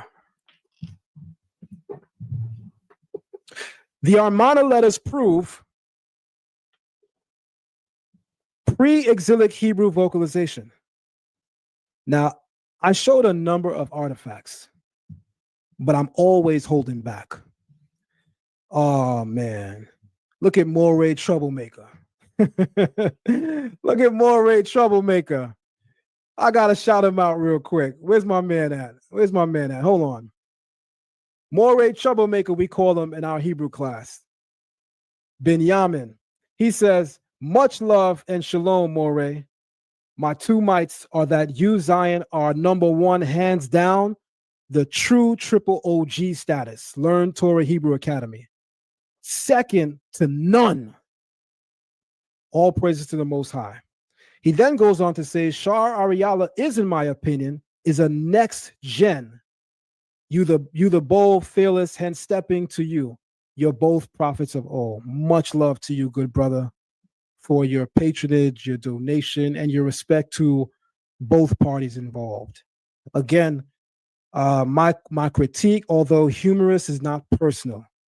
I don't know Shah Ariala. I don't think that he's not a man of integrity. I don't think that he is not a man of morals and ethics. In fact, I applaud the way from the gate he commanded his following, instructed them not to disrespect me. Just like I asked, petition, and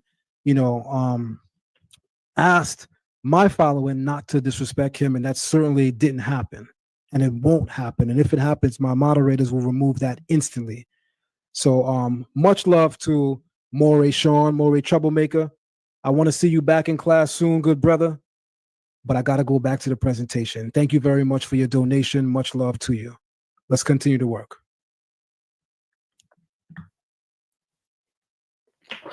All right. One thing about me, I source up because that's just a scholarly method. That's just a scholarly way. No one should believe you if you can't demonstrate your views. Anyone can go on YouTube and have a conversation. It's the reason why even rappers stop rapping and they got podcasts today. But in the realm of academia, there's a saying, demonstration beats conversation. Respectfully, Shah Ariala, until you show sources in academia that agree with Lashawan Qadash's vocalization system, you can't talk. The full saying is source up or shut up. I don't want to tell you shut up, good brother. I don't want to be disrespectful to you. But I'm going to tell you, if you don't have sources, put your mic on mute every time you go on YouTube. The Armana letters prove pre-exilic Hebrew vocalization. How the Armana letters prove it. The Armana letters dated to 1350 BCE are diplomatic tablets written in Akkadian, but heavily contaminated with Canaanite Hebrew spelling, grammar, and phonology. When Canaanite scribes wrote Hebrew names and words in Akkadian, they had to spell the vowels using Akkadian conventions. As a result, we can actually see how Hebrew was pronounced 700 years before Ezra and 1500 years before the Masoretes. The key discovery of scholars is this: the vowel patterns embedded in the Armana transcriptions match the same short, long vowel distribution later preserved in the Tiberian vocalization system. Thus, the Masoretes did not invent the vowels, they recorded an already ancient system. Now, here's the sources.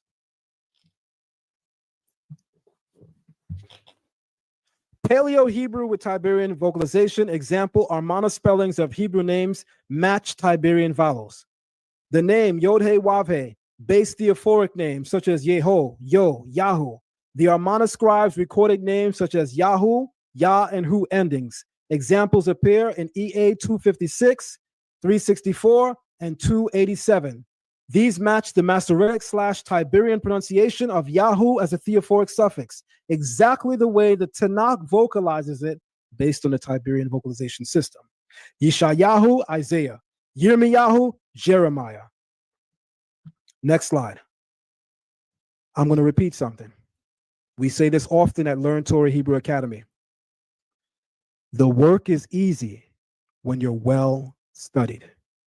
I did this presentation as I watched his video and was done within an hour after watching his video.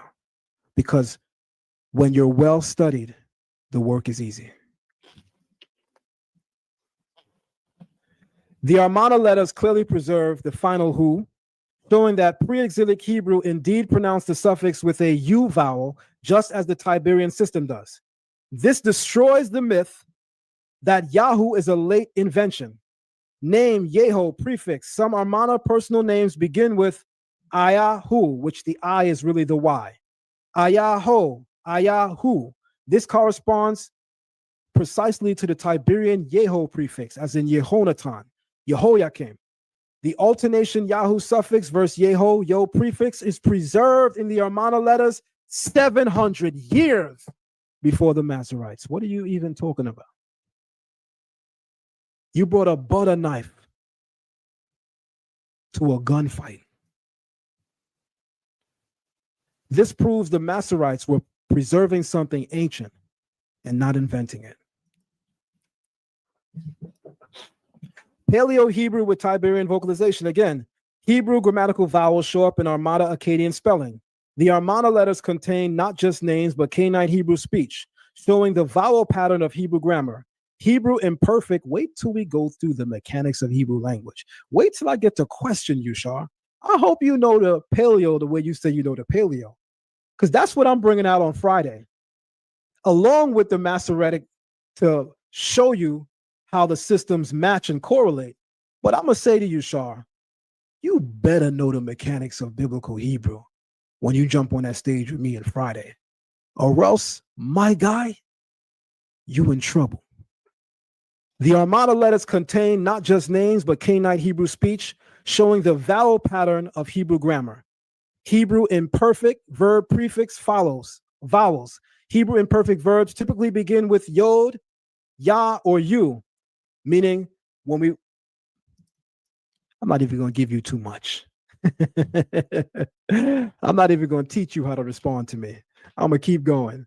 Armada Canaanite scribes consistently wrote Yiv for the Y prefix imperfect verbs, Ya for certain call forms, U for passive stems. This mirrors the Tiberian distribution of Yo, Ya, You, Ya, Ye, Yi, meaning the Masoretic vowels simply inherited ancient Northwest Semitic pronunciation attested already in 1350 BCE. But let me guess, Shah, a European Jew teleported into the past, retrieved this vocalization system, and brought it into the future present. Because that's the only way your position would make any sense.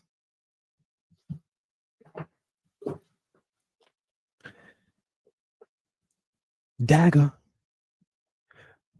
In the book entitled Matres Lectionis, in ancient Hebrew epigraphs, Zioni Zevit's Matres Lectionis in ancient Hebrew epigraphs is one of the foundational studies demonstrated that long before the Masoretes added vowel points, the Masoretes, everybody, didn't add vowels. They added vowel markers. The language always had vowels. The Masoretes developed a system to preserve our already existing vowels. But you would only know that if you sat and had one-on-one interactions with Hebrew teachers and didn't learn from YouTube.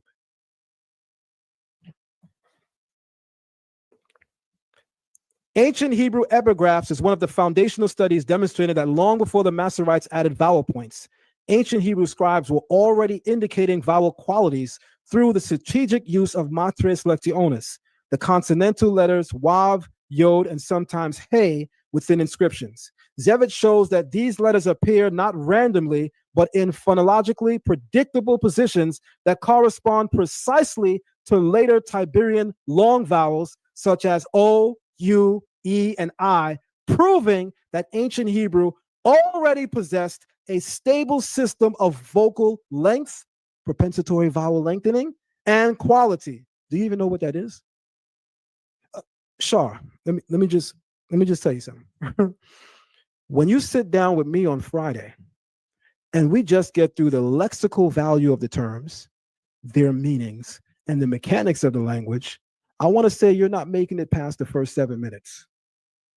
You haven't demonstrated anything thus far that you can stand 3 minutes in that conversation. So I wonder what 2 hours is going to look for you. I hope you really sit down in the next 3 days with somebody that really knows the language that can help you out. Because I'm sure on your own, you're in trouble, my guy. Through dozens of epigraphic examples from the Iron Age, he demonstrates that Hebrew orthography grew increasingly sophisticated in marking vowels, especially in internal positions within words, and that this evolution mirrors the very vowel distinctions preserved in the Masoretic vocalization system. In essence, Zevit's research confirms that the Masoretes did not invent Hebrew vowels, but merely formalized an older, already functioning vocalic system visible centuries earlier in inscriptions carved in stone, pottery, and metal.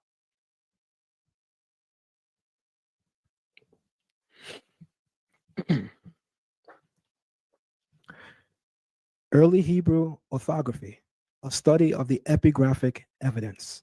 Frank Moore Cross Jr., David Noel Freedom. Remember, everyone, if it's underlined, pay attention. If it's written in red, pay special attention. Frank Moore Cross and David Noel Friedman, Early Hebrew Orthography, demonstrate that the ancient Paleo-Hebrew inscriptions, especially those from the 10th to 6th centuries BCE, long before the Khazars, already display a deliberate and rule-based system of matras lectiones, where waw, yod, and sometimes hey are inserted to mark specific long vowels.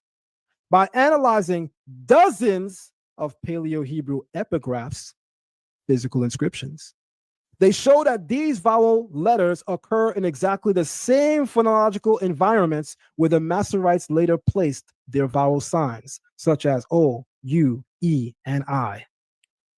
This is bloody.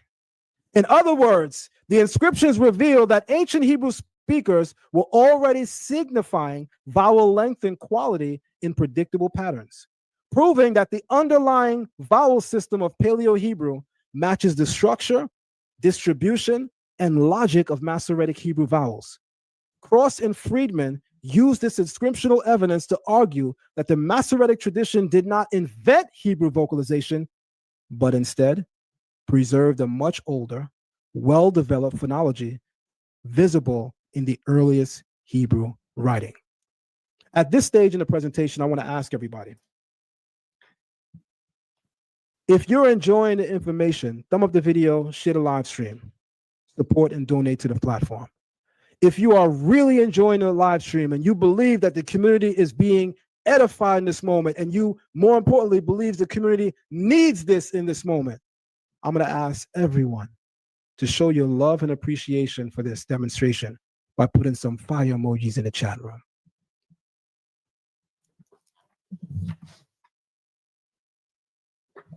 Ariala's claims, paraphrase: no Hebrew vowels represented in the Masoretic text or the Tiberian vocalization system existed before the 8th and 11th century AD, even though I just showed a myriad of sources that shows it goes back way further, 13th century BCE, 2300 BCE via the Akkadians.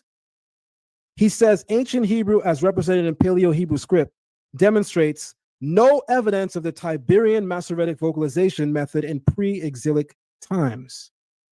So let me guess, is 1300 BCE pre-exilic? I think it is. And did I just demonstrate that it exists there? I sure did.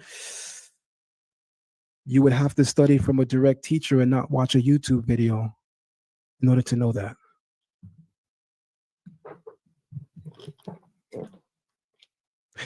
Now let me give everyone a history lesson, right? Going back to the history of the Tiberian vocalization system. I want everybody to know, I also thought this was silly. Shah Ariala says, the Tiberian system is named after a Roman emperor, Tiberius. Okay, the center where they convened and the area where they began to carve out and develop the system is named after a Roman governor, Tiberius, right? But I guess, Shah, that means that I don't know what you're thinking, to be honest. I tried to go there, but at this point, I don't know what your logic is based on. Let me just read. There we go. Jerusalem scholars relocated to Tiberias. During the late Second Temple period, into the early post-destruction era, Judaic scholarly leadership gradually shifted northward, first to Yavne after 70 CE under Ramban Yochanan ben Zakkai, then to Usha, Shefaram, Bet She'arim, and Sepphoris, finally settling in Tiberias in the early 3rd century Common Era under Rabbi Yehuda Hanassi and his successors. Everyone in my Hebrew class knows who Rabbi Yehuda Hanassi is. They did this because, oh, by the way, Tiberias is in the Galilee region. They did this because Galilee was politically safer, economically more stable, and under less Roman scrutiny than Judea after the exile, allowing rabbinic academies, the Sanhedrin, and later Masoretic activity to flourish. What are they saying? After the destruction of the temple, the scholars in the area of Jerusalem that did not go out into mass captivity, that did not get caught up in the exile and wanted to remain in the land, they moved further north in the land of Israel into the interior, away from Roman authority and power, and entered into the region of the Galilee and convened in the area known today as Tiberias. And it is there, with freedom and autonomy, to develop their own system for the sake of preservation and accurate and honest transmission, that they begin to develop these systems. You would have to know that if you learn from teachers directly and not from YouTube videos. Join Learn Torah Hebrew Academy at patreon.com/Learn Torah. How many times do we actually have to say that? Evidence for this relocation comes from Talmudic sources. Archaeological remains of synagogues and academies in Tiberias, inscriptions and testimonies from early historians such as Eusebius. Chronologically, the Sanhedrin moves from Jerusalem to Yavne in 80 to 120 Common Era. It moves through Usha and Shepharam. And in 135 CE, after the Bar Kokhba revolt, the consolidation in Galilee. In circa 200 Common Era, Rabbi Yehuda HaNasi relocates the Patriarchate and Academy to Sepphoris. In early mid-3rd century Common Era, his successors fully established the Sanhedrin and the scholarly center in Tiberias, where it remained for centuries and where the Tiberian Masoretic tradition later emerged. But Ariala said in the video, it's here that Edomite Jews, I'm paraphrasing, came there and they developed this system.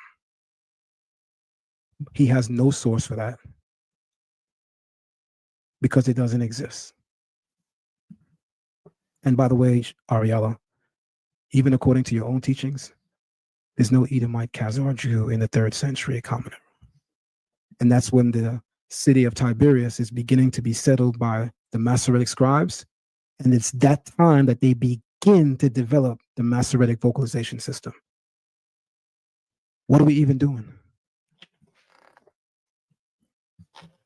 The earliest recorded evidence for the Tiberian vocalization system emerges well before the 8th century. Why you keep saying, Ariala, that the Tiberian vocalization happens in the 8th century? Because it's at the top of Google? Let me guess.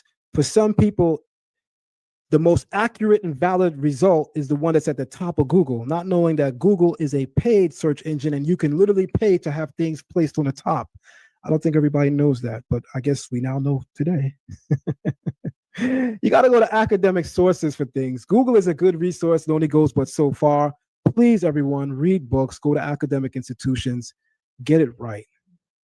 Don't look at the top AI description on Google search and now you put that in your PowerPoint and now you're right. Because you're going to look horrible when somebody like me has to do a presentation to show you up. The earliest recorded evidence for the Tiberian vocalization system emerges well before the 8th century. Rooted in post-Second Temple Hebrew reading traditions, preserved by the Tiberian Masoretes, whose activity is already referenced in early sources from the 3rd to 5th centuries Common Era. By the early 6th century, we possess concrete signs. By the way, the 6th century is the 500s. Right now it's 2025 and we're in the 21st century. I just have to say that because at this point, I'm not sure if everyone is really learned. So I have to clarify some of these things. Because he says in the 8th century is when these things develop. Because the 8th century is where we have Khazar Judaism, 740 AD. So he says it's the Edomite Khazars, as he says, small hats that did this. Even though all of the scholarly evidence shows that it begins from the 3rd to 5th centuries Common Era. The 3rd century would be the 200s, the 5th century would be the 400s, and it says by the early 6th century, which is the 500s, we possess concrete signs of a developing Tiberian system. So as early as the 500s Common Era, we already see the Tiberian system. So why y'all keep saying it's the Yiddish? There's no European Jew in the 500s Common Era. Why y'all keep saying it's the Edomite Khazars? The Khazars haven't converted to the religion Judaism yet. In the 500s Common Era. Some of y'all really need to humble yourselves, admit you haven't studied that far, and learn from people that really know what they're talking about. The problem with this community is a lack of humility and a lack of integrity. And for some people, a cross between the two. By the early 6th century, we possess concrete signs of a developing Tiberian system, marginal notes, early diacritic experiments, and proto-Masoretic traditions seen in texts like the Cairo-Geniza fragments and attested by writers such as Severius of Antioch, early 500s, who explicitly reports that Jews maintain a stable, orally transmitted system for distinguishing consonants and vowels, already reported in the early 500s. By the 7th century, the Tiberian system is clearly in structured development, and by the early 8th century, before 740 AD, and prior to the Khazar conversion, the fully recognizable Tiberian vocalization system is already functioning in Tiberias among Jewish scholars whose lineage predates the Khazar kingdom entirely. This timeline, 3rd century, Proto-Masorah, 5th to 6th century documented oral vocal distinctions, 6th to 7th century codifying Masoretes, early 8th century standardized Tiberian notation, shows that the system was an indigenous Palestinian Judaic tradition arising from centuries of Hebrew reading practices, not a product of Khazars, Edomites, or any outside group. Guys, if you're enjoying this information, share this on all your social media platforms. Talk about it tomorrow. Comment on the video now. Comment on the posted video at the end. Show your love for the platform. Join, learn, Torah, Hebrew Academy. In the next 60 seconds, I'm going to come back and finish out the presentation and drop the final remaining bombs, but we're going to have a quick commercial break in the meanwhile. I'll be back. Shalom and welcome to Zion Flex TV. Be sure to like the video, subscribe, and share the live stream. Become a member of Zion Lex TV and unlock several hidden features and hidden videos. Also, you can donate to Zion Lex TV at Cash App $ZionLex or via PayPal at zionlex@gmail.com. We also have an online academy entitled Learn Torah. Her, him. Vowels also account for gender. Without vowels shift in vocalization, you would not know when a woman is speaking.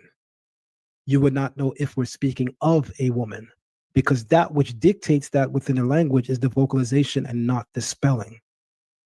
Let me say this. Based on the rules of Lashon Kodash, everyone's a woman, because every sound ends in ah, with the exception of the consonant they call I, as in the Yahweh Shai. With the exception of that consonant, every letter, every word in Lashon Kodash ends in ah. The ah sound in Hebrew indicates gender, feminine, woman. So that means when they're speaking to each other in Lashon Kodash, every man is calling the next man a woman based on Hebrew grammar. Vowels determine verbal tense and aspect. Jesnius Biblical Hebrew 40 through 47, especially pages 113 through 134. In these sections, Jesnius explains that the perfect katal and imperfect yiktol are distinguished by vocalization patterns, not consonants. Lashon Kodash will have you believing that it's the letters that will dictate these things. Basic Hebrew 101 perfectly shows you it's vocalization that dictates these things, not the consonants themselves, but the way that they're pronounced, their vocalization. Key passages, page 113 through 115. Jesnius states that the perfect is formed by a specific vowel pattern applied to the root. This pattern conveys completed action. Page 121 through 123. Here he explains that the imperfect's meaning and tense values are expressed by vowels and affirmatives, not by the consonantal root. In Hebrew grammar, affirmatives or affixes are letters added to the end of a root to change a word's meaning or function.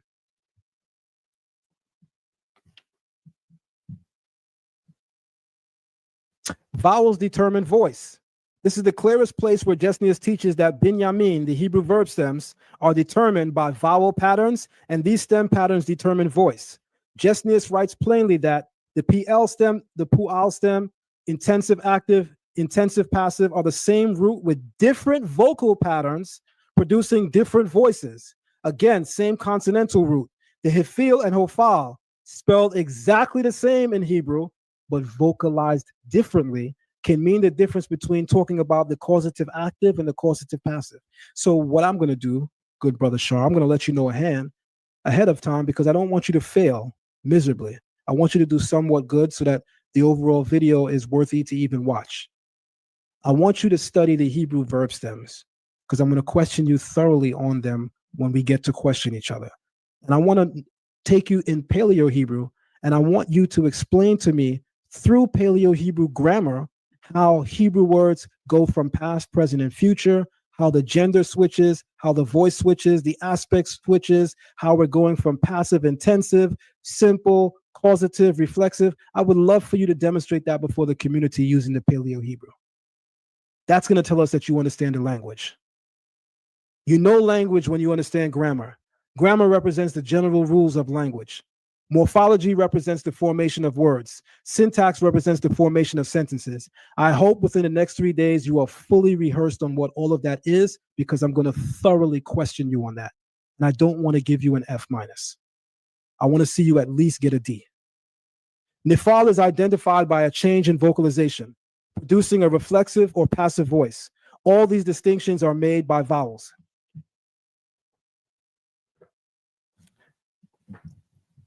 Everyone see the grammar book?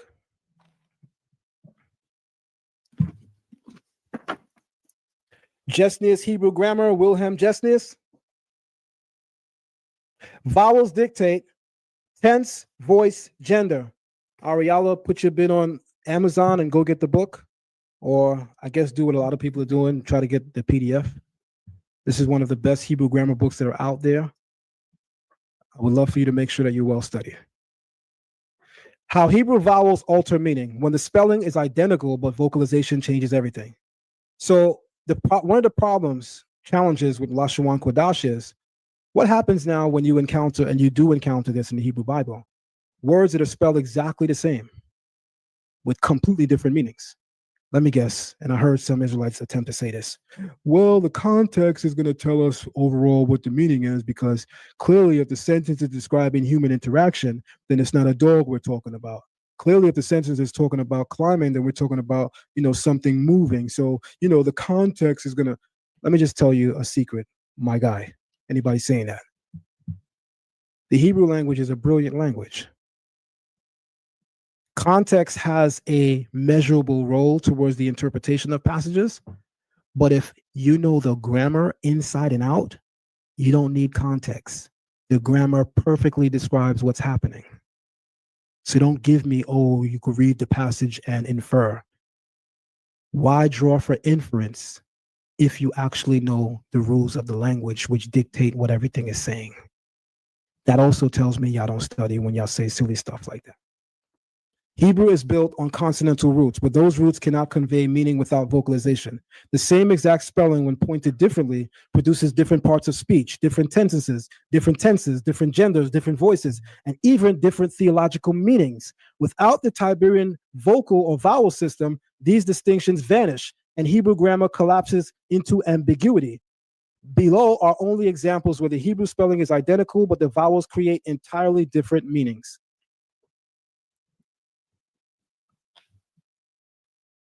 The word shamar. In Lashon Kodash, all of these words are spelled the same. They all sound the same. So where's the difference in meaning? Because the vocalization shamar means he guarded, past tense. The vocalization shomer means guarded or a guard. That's a participle, a verbal adjective. I don't want to teach you to respond to me. Let me hold back on some of that. Shamir, a preservative sentiment, noun, rare biblical usage. Spelled exactly the same in biblical Hebrew, in Paleo Hebrew, but pronounced differently. And each different pronunciation yields different meanings. We say book. Sefer is a book. Sofer is a scribe. In the book of Ezra, chapter 7, verse 10, he's called twice, doubly. He's referred to as Ezra HaKohen, the priest. Then he's called Sofer, scribe, and that word is used again to call him scholar. Why is the word for scholar and scribe the same exact word in Hebrew? with the same exact pronunciation? Because the scribes are the ones writing the books. Therefore, they're writing the books, they know everything contained, they would represent the scholars. Safar means to count, spelled exactly the same in Hebrew, but the vocalization changes the meaning. But in Lakshawan Kodash, this is all the same. Safar, Safar, Safar. No indication in the sound pronunciation that we're talking about different things. But let me guess. Read the whole passage, then infer the meaning, right? Garbage. The grammar, understanding the rules, teaches you the meaning without inference. Inference is training wheels. Knowing the grammar is knowing how to ride the bike. All spell Safar, yet one is an object, one is a person, and one an action. Kadash, all of this spell the same. The pronunciation Kadosh means holy. I always tell people, beware of certain terms. Hebrews say the term holy means set apart. It does, but the temple harlot is also called set apart. She's called a Kadesha in biblical Hebrew, drawn from the same root as holy. Holy means to set apart. A Kadesha, a temple harlot, male or female, is set apart as well, except they're set apart to be completely immoral or amoral, lacking morality. They're set apart too, in the other direction, in the direction of wickedness. Kidesh means he's sanctified, spelled exactly the same, all yielding different roots.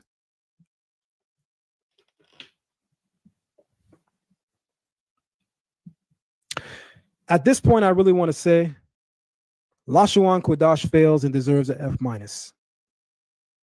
There's more that I have to present, but I think for the sake of time and allowing for interaction, I'm going to stop right there. So at this point, is there anyone that would like to join the live stream? I'm going to take the link to the live stream and put it right back in the chat. You are free to join the live stream and join the discussion. We are 2 hours and 17 minutes in. There's a little bit more that I could have showed, but I'll keep it there for now. Actually, let me go back to the screen that shows that myself and Ariala will be meeting up on Friday. There we go. Hit the link. Let's go.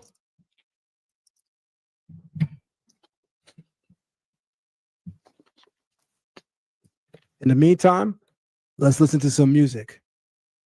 You don't have to hit the link if you disagree. You can also hit the link if you agree. Anyone can hit that link. Let's get it.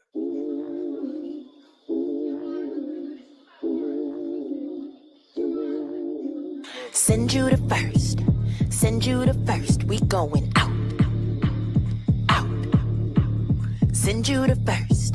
Send you the first. We going out. Out. Preset, if you scared, then go home. And no, we ain't saying it twice. Cause once you get into this war zone, it's either your life or their life. And we ain't about losing before an intrusion. We gotta make sure we right.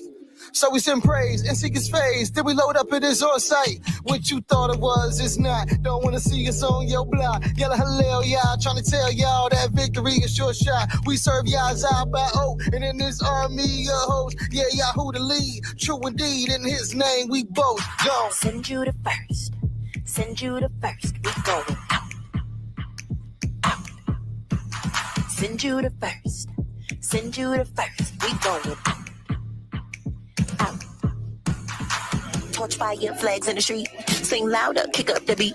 All them enemy feet get delete when we cray in the street. Do the drop them me. Who got the praise for days? Who are the what came face? Made full praise. Spit prophecy, we be that anointed royalty. I said we came. Hey. The bar Hamayin number 2, that's on replay. Yeah. We gon' bust them walls, mash up and be on our way. Yeah. To the nations we proclaim his Kodash name. Yahuwah, Yahuwah, Yah, Yah. Send you the first. Send you the first. We going out. Out. Send you the first. You said. Send you the first. We going out. Out. All right. If you're going to be on the live stream, please show your face. If you're going to be on the live stream, please show your face. There we go. If you're going to be on the live stream, please show your face. There we go. All right. Unmute your mics, brothers, and join in. Introduce yourself. I saw Truthfully come in first, and I saw Attar Ben Yisrael come in last. So Truthfully, you could go first, introduce yourself. Let us know who you are, what community you hail from, and then go into what you want to. At some point, we'll stop you and hear from Attar Ben Yisrael. The floor is yours, brothers. Jump in. How you guys doing, man? It's been a blessing listening to you, and I look at you like a big bro when it comes to this Hebrew, man, because you putting so much heat down. It's hard to deny it, man. I'm gonna give you flowers right now. As far as the debate goes, man, I'm not even worried about that. I know you're gonna do your thing. I have a question that's a little bit off topic. I hope you don't mind, but it's concerning the line upon line, precept upon precept passage. I was listening to another person, I won't drop any names, but he was saying that in the Hebrew, that's like baby talk, like ga ga ga, goo goo. And I was just wanting to see if I could get some insight from you and what you feel about that. Yeah, I think a lot of teachings in the early One West Israelite community are meritless talking points. Usually when an Israelite from the One West community, and I hate to say that because not everybody in One West is wrong. Not everybody in One West is a bad person, but One West is responsible for why the Israelite community looks crazy, to be brutally honest. Much of them are the reason why just saying you're an Israelite sounds crazy to the general public. I think we all know why those reasons are, right? So those talking points as purported by One West usually comes as a response to not knowing how to deal with someone's information intelligently and just simply saying, brother, nah, you got to do more research. You don't understand. Line upon line, truth upon truth. It's like a cheap talking point. So when I hear people say that, I automatically walk in the next direction because I know you're not dealing in no real scholarship. I think that passage is grossly misinterpreted. Whether I would go into the actual interpretation now, I think it takes away from this presentation. But I would simply say that, in my view, it's a cheap talking point. Whenever I see a person using it, I know that they're not really scholarly in our culture, our history, and our tradition. All right. Thank you very much. Thank you. Thank you. All right. Next person, jump in. Hey, shalom, shalom. Can I be heard? Loud and clear. Hey, shalom, Maki. First and foremost, masterful presentation. Man, you are doing a great work, tremendous work, destroying this foolishness that's been permeating our community for so long. And man, I just had to give you your flowers. And I actually watched his video, his rebuttal last night, man, and I became nauseous from watching it, to say the least. Just to say the least. Right. So I'll just speak on a few things I saw. Primarily when he spoke on the Akkadian aspect of how we couldn't vocalize it, but yet right up under it, you could see where it had the vowels. Right. So I saw that and I know he saw it. And so in my opinion, it was disingenuous because I know he saw it. That's just my opinion. Right. So that was one issue I saw. And he conflated the Akkadian system, the Akkadian pronunciation across Hebrew, as if we couldn't pronounce Hebrew because of that Akkadian precept that he was kind of basing his logic on, right? So I thought that was grossly egregious. Secondly, another thing I saw that he did was when he went to break down saying Yahweh Yahweh Shah. But when he was doing the pronunciation, he said Yah Ha Wa Sha Ah. He didn't say Sha Ah. I don't know if you caught that or not. I definitely caught it. Okay. And I want to admit this. I don't know Shar Ariella personally. We've never spoken. We've never traded a single message online. We've never seen each other in person. Prior to his rebuttal to me, I'm completely unfamiliar with him, except for him being known as a person that helped to expose Guerrilla Hebrew. They have among themselves.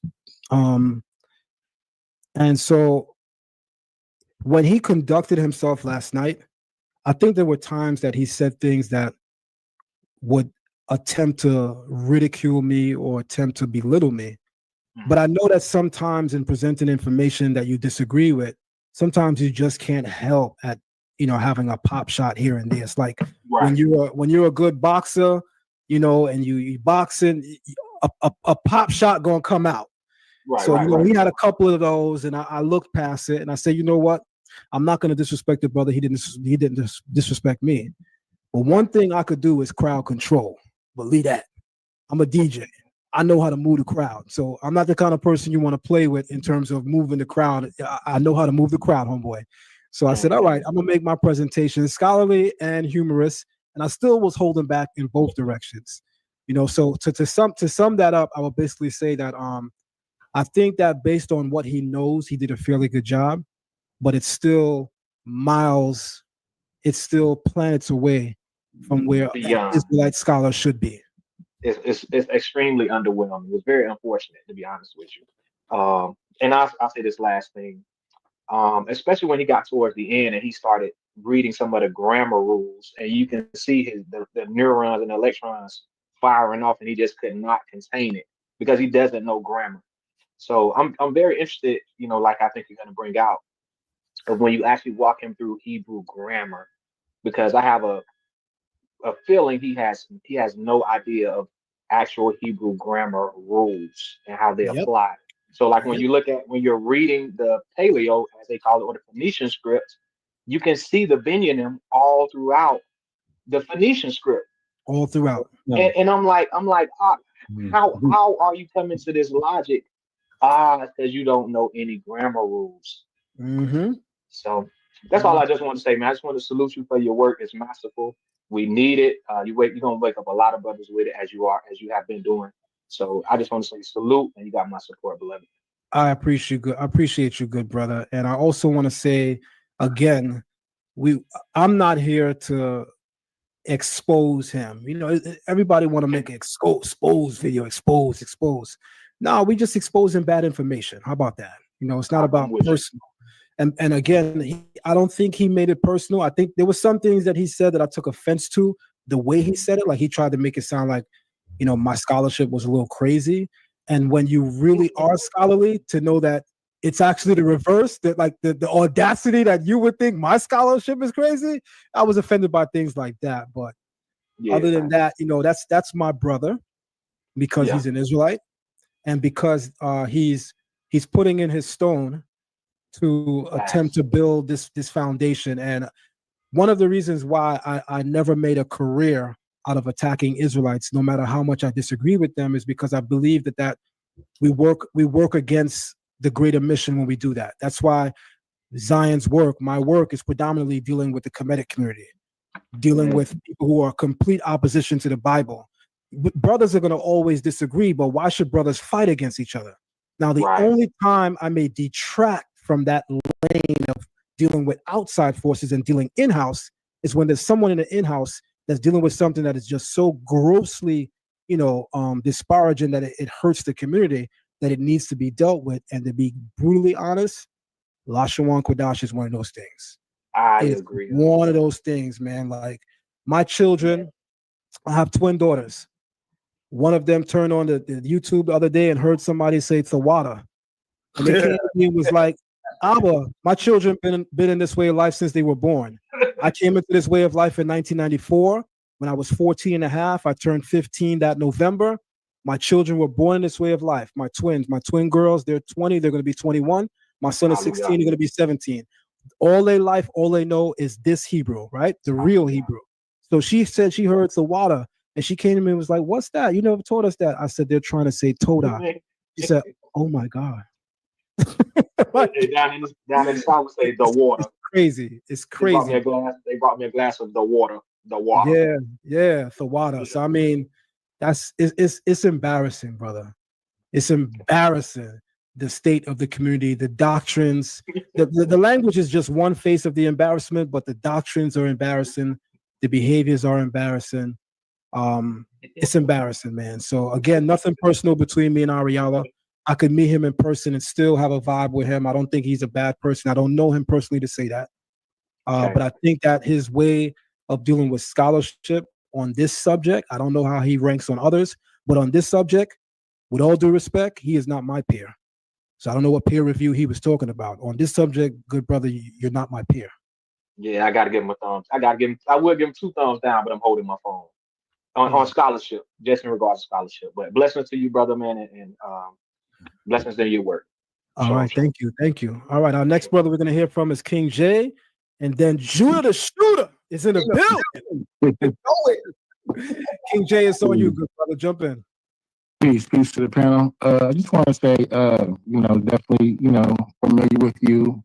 Been a fan of yours for years. I'm not an Israelite. Hold on, good brother. I don't want to take away from the wealth of information you may share with us, but your mic is really choppy. Okay. Can you hear me better now? Try again. Can you hear me better now?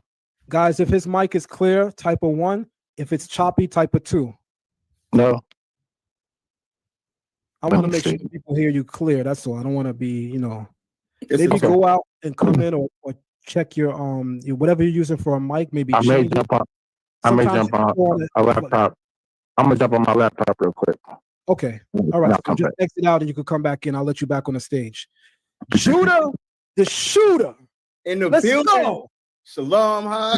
The song says send Judah first. Let's go. You already know. So look, hey, I just want to say, man, hey, amazing presentation, Og, man. Keep doing what you're doing, brother. Hey, like I told you earlier, man, this definitely warms my heart, man, because it's definitely time for the community to recognize that it is bad grammar.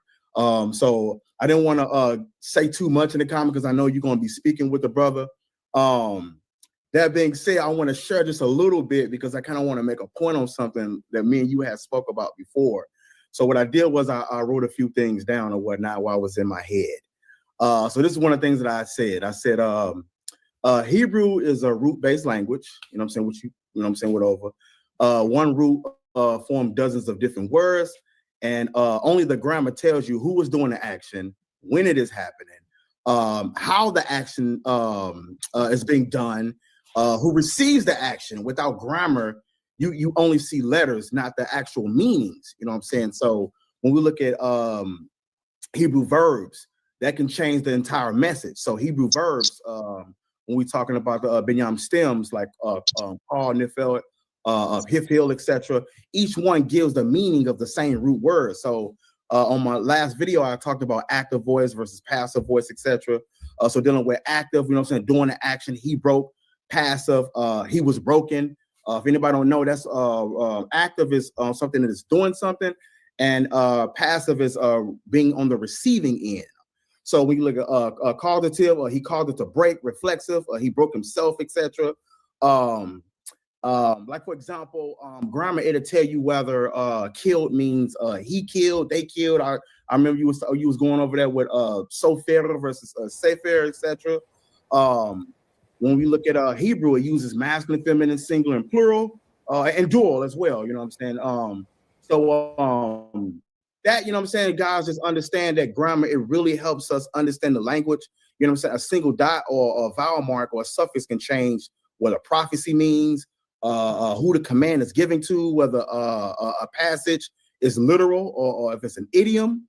You know what I'm saying? So like even throughout the New Testament, which is the point I'm getting to, even the New Testament, whether we talk in Textus Receptus, in the Greek text, whether we talk in the Codex Vaticanus, Codex Sinaiticus, when going into the Greek language, you know what I'm saying, although that was written in Greek, it had Hebrew thought patterns, you know what I'm saying, Hebrew idioms, Hebrew sentence logic, you know what I'm saying.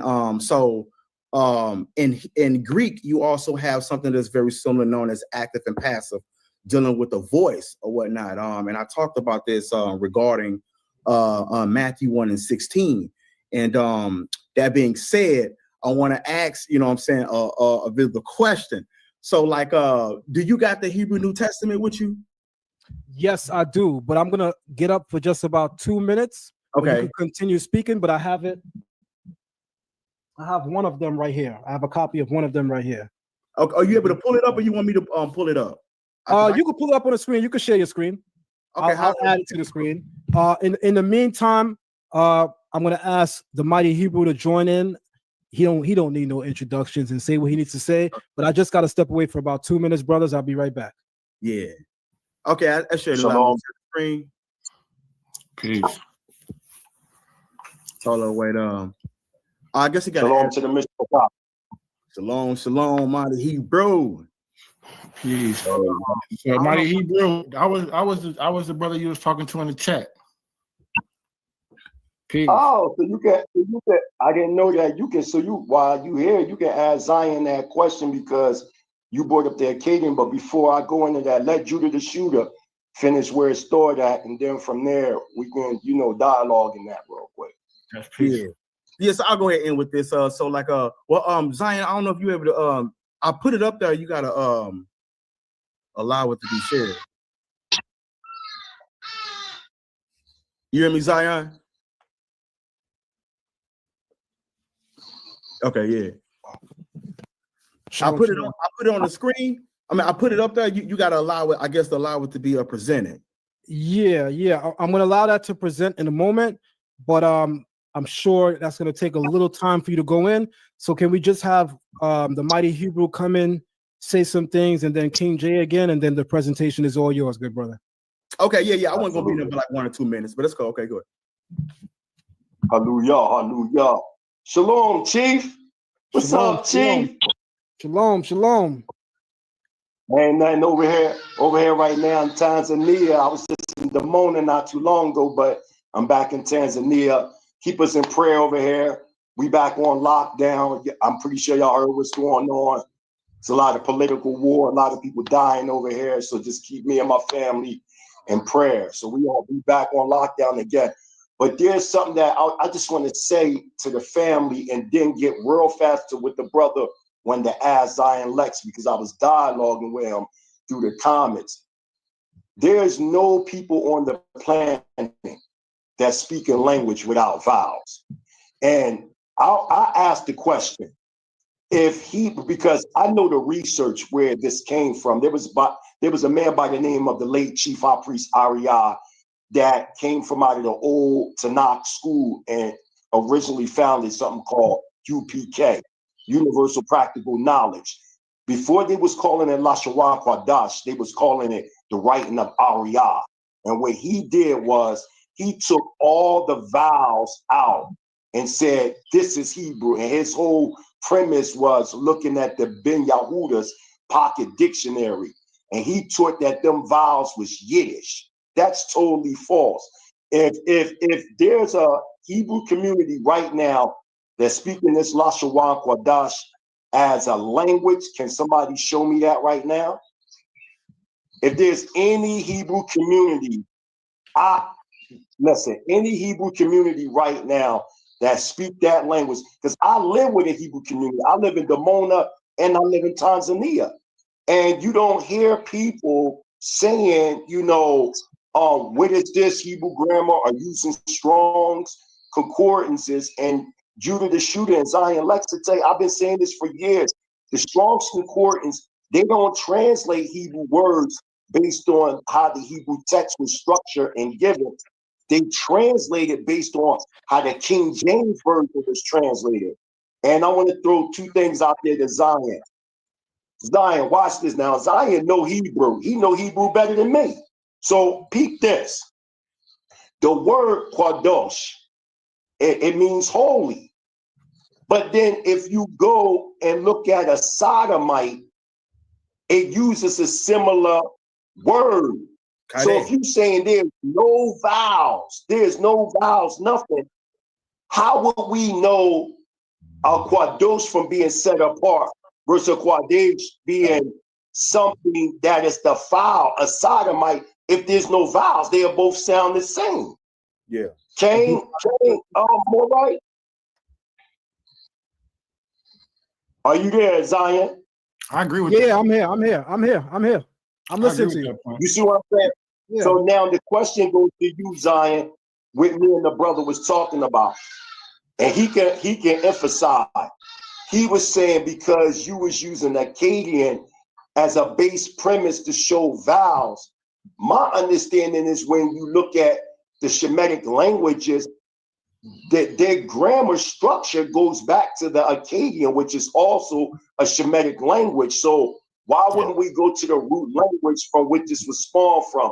Maybe Zion, you can emphasize more on that, because the question and the dialogue we was having inside the chat was pertaining to you using Akkadian as a base premise to show that there was vowel structures in the Hebrew, and that the Mezorites itself, they only just kept something that already been in existence. That concept that them vowels go back to Yiddish, that's a one West argument. Prior to that, you never heard no Hebrew saying that. And maybe the Judah the Shooter, you can emphasize that. Hey, look, I would say that, hold on real quick. I would say that you're right about that. They're all Northwest Semitic languages. You know, they all have the same linguistic cognates. So, for instance, the Ugarit Il, the Hebrew El, right? Same linguistic cognates. So I agree with you with that. My question, and you alluded to it earlier when you spoke about the different sects, right? You said the Masoretic sect, there was a Palestinian sect, there was a Babylonian sect. The Palestinian was different; it had less vowels. You know what I'm saying? Each one it had its own different pronunciation. The Masoretic was just the one that actually just the most popular, I guess. I don't know. That's the one that made it through. I have issues with the Masoretic. And for instance, just Dead Sea Scrolls, Deuteronomy 32:8. We see the sons of Israel instead of Beni Elohim. You know what I'm saying? I think the Dead Sea Scrolls and the Septuagint allude to a different translation or pronunciation. When the Ketiv Ivri compared to the Ketiv Ashur Aramaic block script, I would make an argument that is the script that we're using and saying it's a Hebrew script, and they applied the Masoretic Nekuts to that Ketiv Ashur script, not the Ketiv Ivri script that hasn't been used since 600 BC.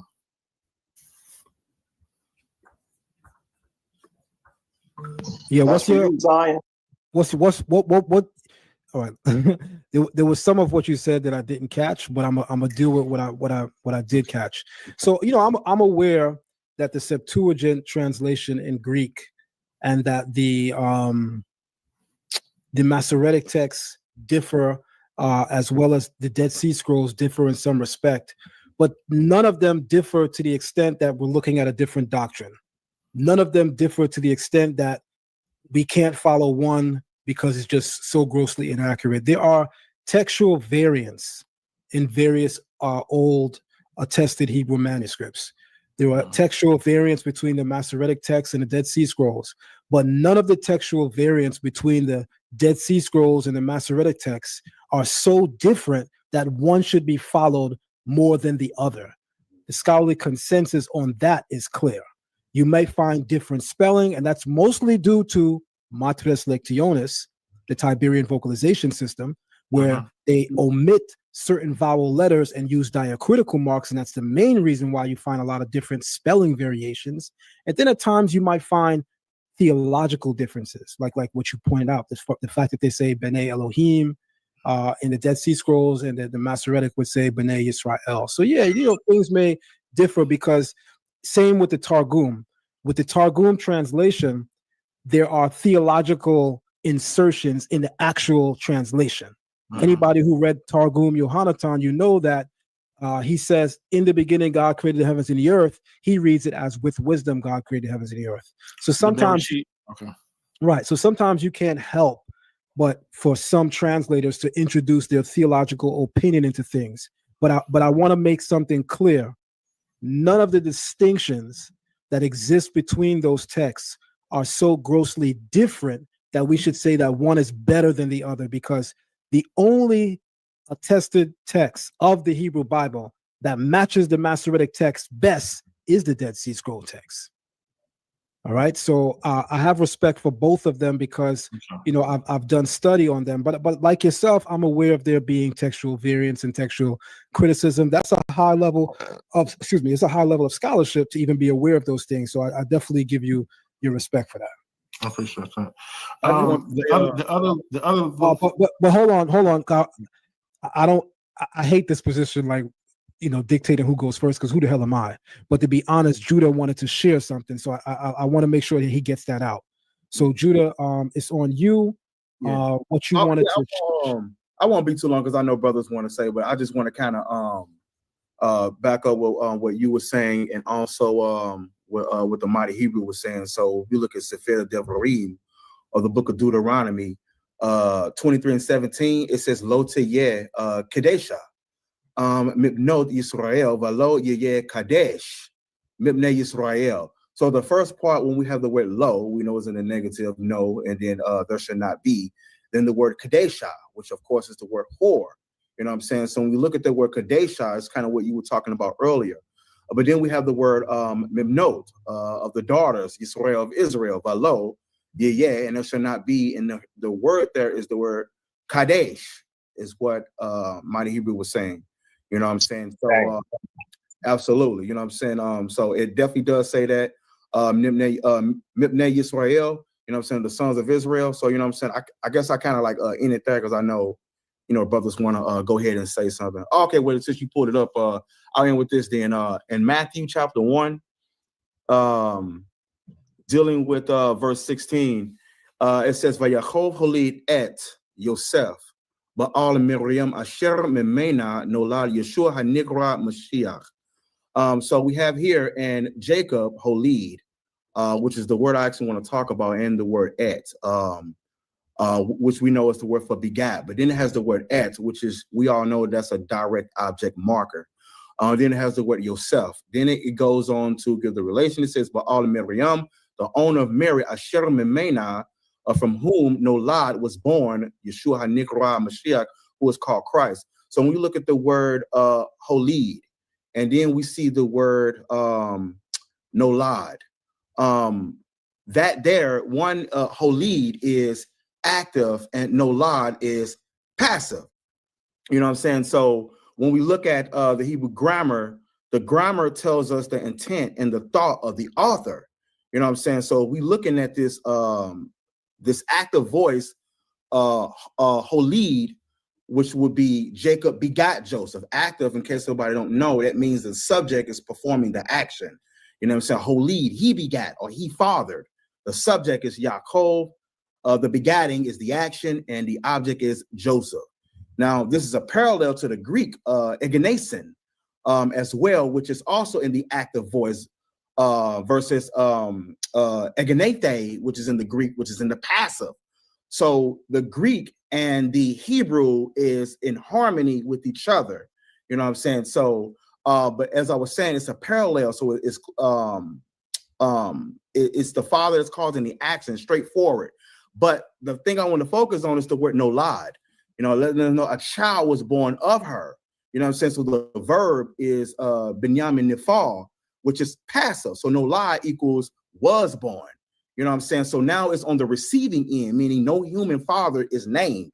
You know what I'm saying? So the subject, which is Yeshua, received the action, and the agent causes the conception, and not the human, and obviously not Joseph or whatnot. So this matches the Greek egenete. I had just did a video on this, going over the Greek grammar, going over the Hebrew grammar, you know what I'm saying, dealing with passive construction, etc. You know what I'm saying? So this passive, it indicates that Yeshua did not have Joseph as what we call the biological father. You know what I'm saying? So whether you believe Joseph is a father or not, the grammar in the Greek language and the grammar in the Hebrew language does not support that. You know what I'm saying? So anybody who has a Hebrew New Testament or have a Greek New Testament, the grammar does not support it. You know what I'm saying? So that's kind of like I wanted to go over, because my brother was talking about grammar, and I'm sure if you want to add something to that, Aki, let me know what your thoughts is on that. Absolutely. Well, you stated that perfectly. There's nothing to add. There's nothing to add, man. You did that perfectly. Again, as I say, as you know, as anybody that understands the language knows, The work is easy when you're well studied, man. But the problem is, and this is a challenge. I want to humble myself in this moment too, because we're speaking. A lot of us are speaking as elders, people that have been around a long damn time. You know, myself and Mighty Hebrew, you know, we've been around this community for a long damn time. I come in at 1994. You know, that's around the same time as Mighty Hebrew. His teacher that he learned from is also a personal friend of mine.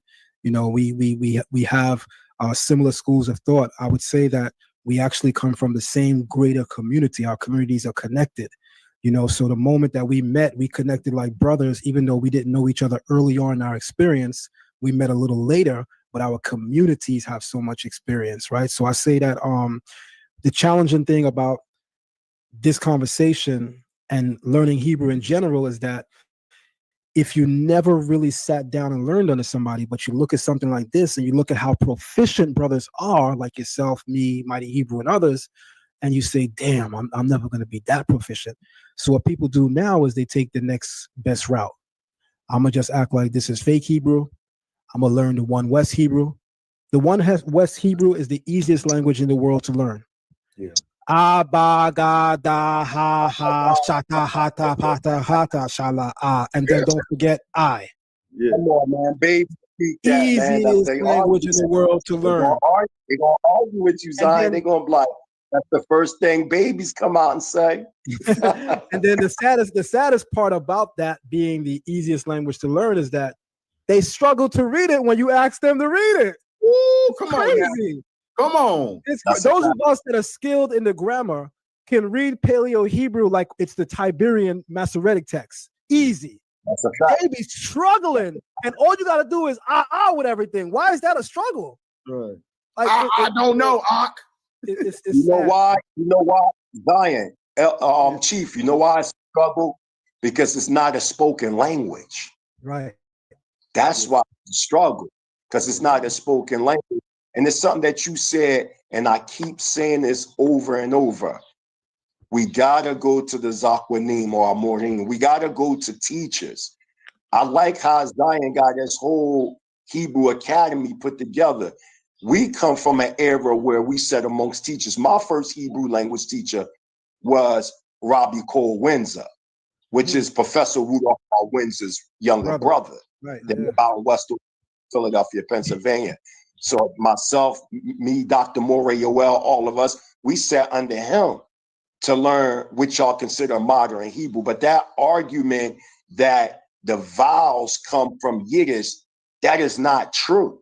That's not a true. You will hear people, it's getting so bad that they saying what they speak in the state of Israel is Yiddish. No, it's not. It's Sephardic Hebrew. The official language of the state of Israel is Sephardic Hebrew. Yeah, it's Sephardic. So anybody that been to Israel, they would know that. When you go to Dimona, and I've seen, you know, the Moray, the Rabbi on here, he had Ambassador Azriel Amor on here, and different brothers from the community in Dimona. Everybody speak fluent Hebrew.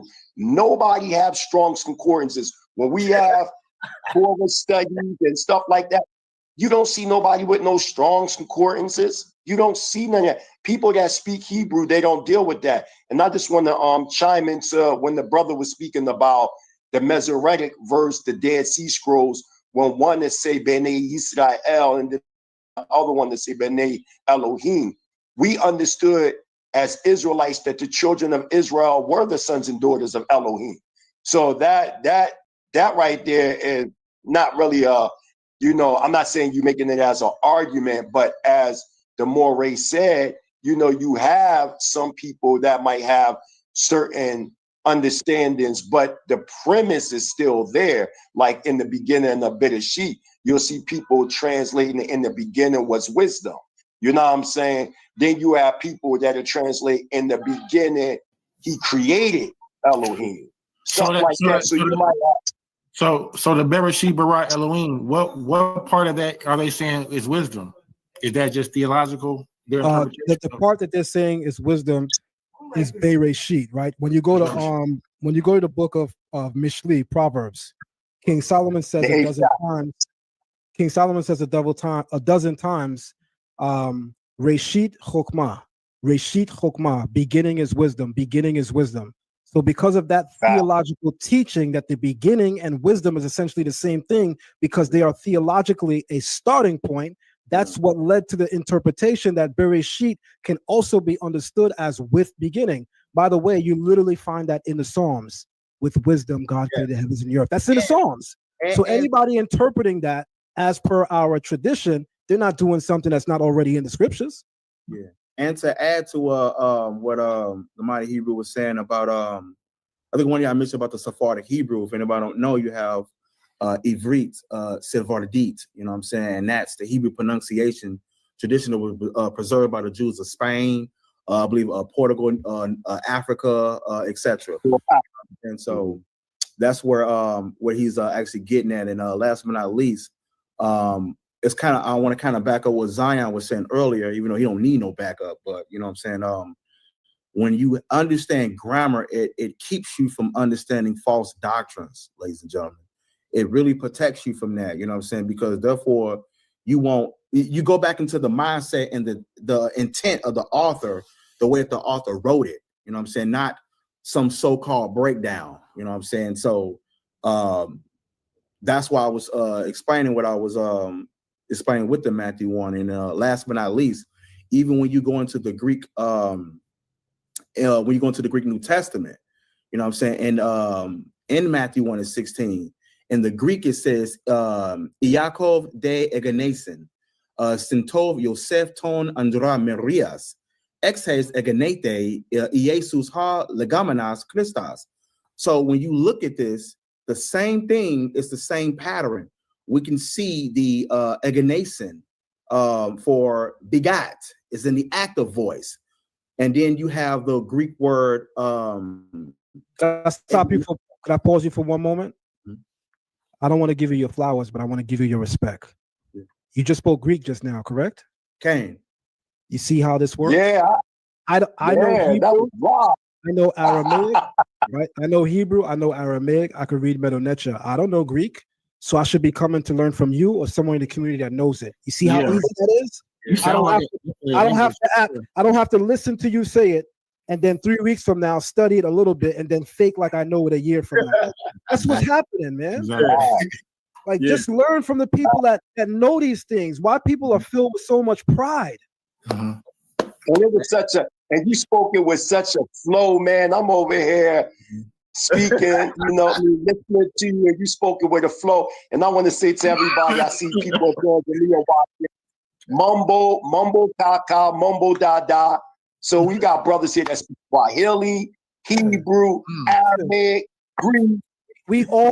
I think we all, especially among those of us that have been around the scholars and even some of our newly emerging scholars, we all have a skill set that others may not have. Nobody knows everything. Right, so I may have a skill set that you don't have, and you not even may. I have a skill set that many don't have. You guys have skill sets that many don't have. When we all come together like we're doing right now as a think tank, nobody's moving us. Period. And it's game over. All that stuff is done. We locking it down. But the problem is the clashing in egos because now I can't really join with him because they're gonna think that I'm like him and he's like me, and then they got an option now. So it's stupid because there's 12 tribes of Israel. The Creator wanted all these different conglomerates to come together because he sort of strengthened our unity.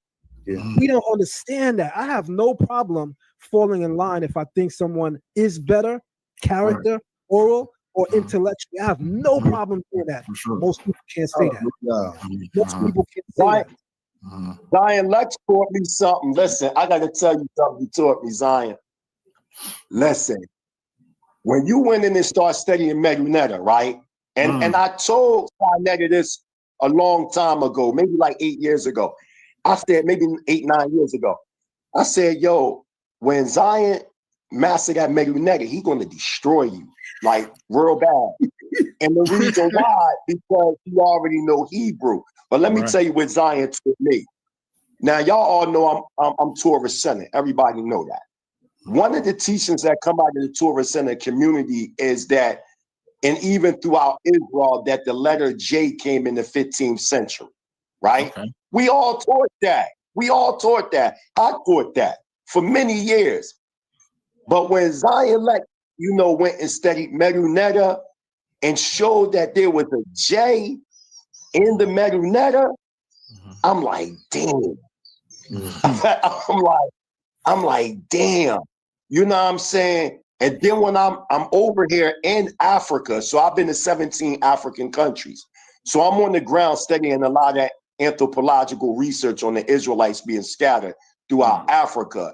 And I'm noticing just in Tanzania alone, you have 125 tribes, and each tribe have their own dialect, and then the national language is Swahili.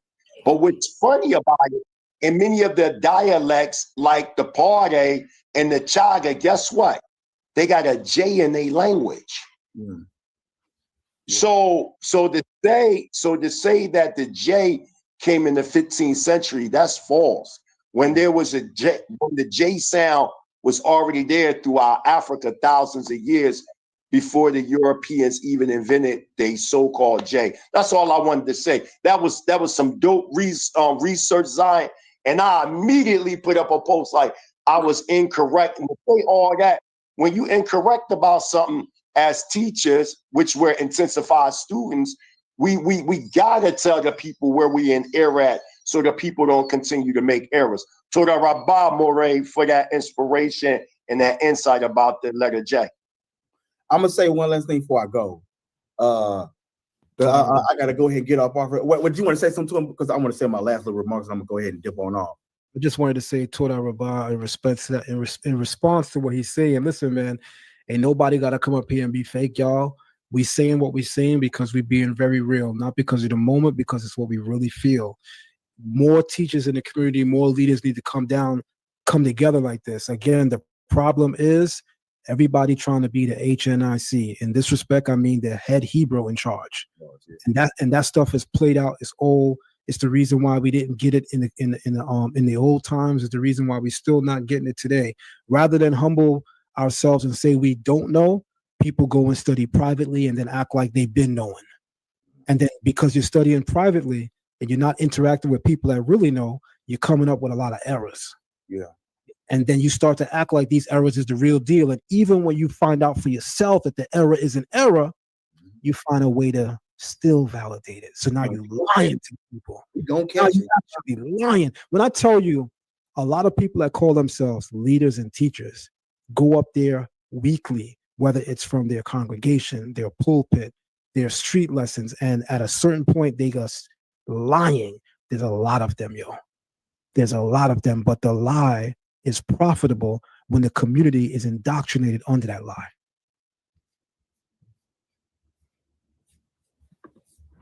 Yeah. So I guess kind of on the ending point where I was at with it, I was saying how you know what I'm saying, this is showing how even from a different language it backs. Hold on. Oh. My apologies. But I know I saw a Deacon in the comments. Come up, good brother. I know I saw Hassad in the comments. Come up, good brothers. Listen, man, doctrinal differences aside, when Israel come together, we will smack anything moving. We will knock down anything moving. We gotta get to that level where it doesn't matter that we have different doctrines. So long as our doctrinal difference is not taking us away from the Torah, which is leading us to the Creator, then I could believe that a person is the Messiah, and you could disagree with that. You could believe that a particular person is not the Messiah, and I could disagree with that. But we could both agree on what this Torah says, and we could both work our hardest to come together and get that right. The Messiah, when he comes, the last thing he will say to any of us is, "My son, thou knew it was I. Oh, you got a special place in heaven because thou knewest it was I." No, you're not getting cool points because somehow you figured out who the Messiah is. You get cool points because you kept the charge and you kept the guard the whole time. That's what's happening. So I'm gonna throw the link to the StreamYard again. I would love to see our brothers Hassad. I would love to see Deacon Hakar. My apologies, brothers. Do continue. Okay. Yeah, so I'll end with the last part. I was saying, if y'all was here from the beginning, Zion Lex, he did stress about grammar. So what I was doing was I was going to even showing you that even in the Greek language, it backs up what he's saying. You know what I'm saying? So if you look at the Matthew 1:16 again, it says, Yaakov de Egenesin, Sinton, Yosef ton Andra Marias, Exe Egenete, Jesus ha Legamenas Christas. So the first part, when we look at Yaakov, which is, we know is Joseph, of course, Jacob, of course. So, okay, cool. So we got Yaakov de Egenesin. The word there is the word for begot. And the reason why I'm bringing this up is because when you look at begot versus the word, which is in the active voice, then you have the word egenesin, which is in was born. You get some people who don't understand the language. You know what they do? What they'll do is, if you look at in the Strong's Concordance, I think it might say G1080, and the root word there would be geneo. So you'll get a person says, well, it does say Joseph begat Christ. If you go into the Greek language and they'll try to pull up in the Strong's Concordance and don't realize you got the inflected word and then you have the root word. So you got a lot of people that are arguing over the root word and not looking at the actual inflected word that's actually within the text. And then you ask them, well, it's the same root word, but why is it one says egenesin and the one says egenete? And why do we see it in Codex Vaticanus, Codex Sinaiticus? Why do we see it in Textus Receptus? We can see this within the Greek text. But last but not least, when we look at the birth, it's always in the passive voice when dealing with Matthew 1:16.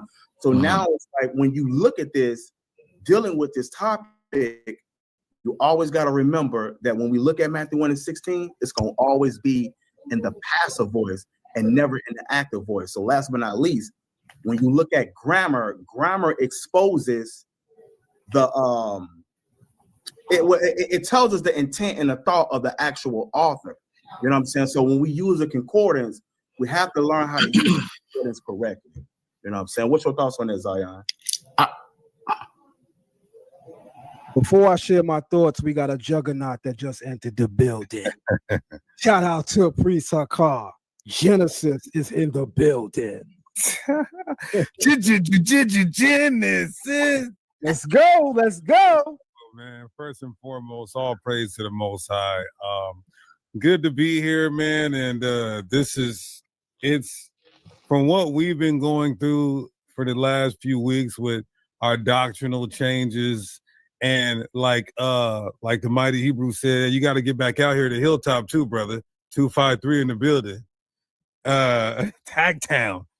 But like Mighty Hebrew said, it takes a lot of courage, sincerity, and genuineness to approach your millions, hundreds of thousands or even hundreds of supporters and people learning under your tutelage to come and say, you know what? We were wrong on that. We didn't get that right. And like Zion said, people love the lie. And the lie is profitable. I like that. I'm going to use that Friday, Lord willing. The lie is profitable if the community is indoctrinated. The lies are profitable if the community is indoctrinated. So at this point of, my ministry, my journey with the Most High, I am not ashamed to come out here and say, we didn't see that right. We should have studied ourselves, and instead of just perpetuating the traditions of the elders that taught us and having so much faith and trust in these men who we looked at as to be infallible. And so there's two parties that are both wrong here. That's the elders for perpetuating some falsehood. And then that's also us not studying to show ourselves approved. So, yeah, I definitely feel embarrassed about a few points my brother Zion made. And I'm looking more to study to show myself approved, look into the language, look into these. I'm very good at textual criticism and the composition and the transmissions, but understanding the actual language is another thing. So I'm excited Friday. I'm gonna have to say, look, Friday I'm gonna make my decision. No, I'm joking. I am excited. I am excited for Friday, though. I'm excited. One thing I think that this will be dope, you know, if our community could be more humble, like you said, and accept correction, edification. You know what's funny, Deacon and Priest Hakar? We all teach among our congregation, among our community, among our following. We all teach that edification is good. Yet among the leadership, edification is good until I need to be edified. Then it's not good. Edification is cool until I'm the one that is on the receiving end, of that edification. So most people is just full of it, you know what I mean, to keep it real. But I want to say something that's funny, but also real, man.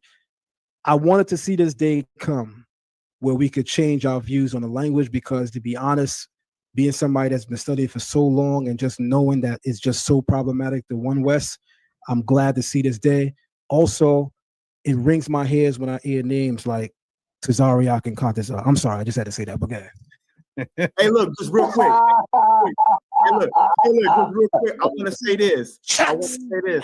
Hey, look, when we learn the language and understand the language and the grammar, anybody that's listening, it's going to make you go back and question a lot of the so-called doctrine that you've been taught. You know what I'm saying? Because Hebrew and Greek is very intentional. You know what I'm saying? So Greek does more ways with expressing than Hebrew. You know what I'm saying? But Hebrew is very intentional. You know what I'm saying? So no matter what you believe, you can't get around the grammar. The grammar is what's going to destroy the doctrines that you may have believed. You know what I'm saying? Well, I'm gonna disagree slightly, Judah. Where? And that's okay, because I know we can do that among brothers. There's nothing personal about that.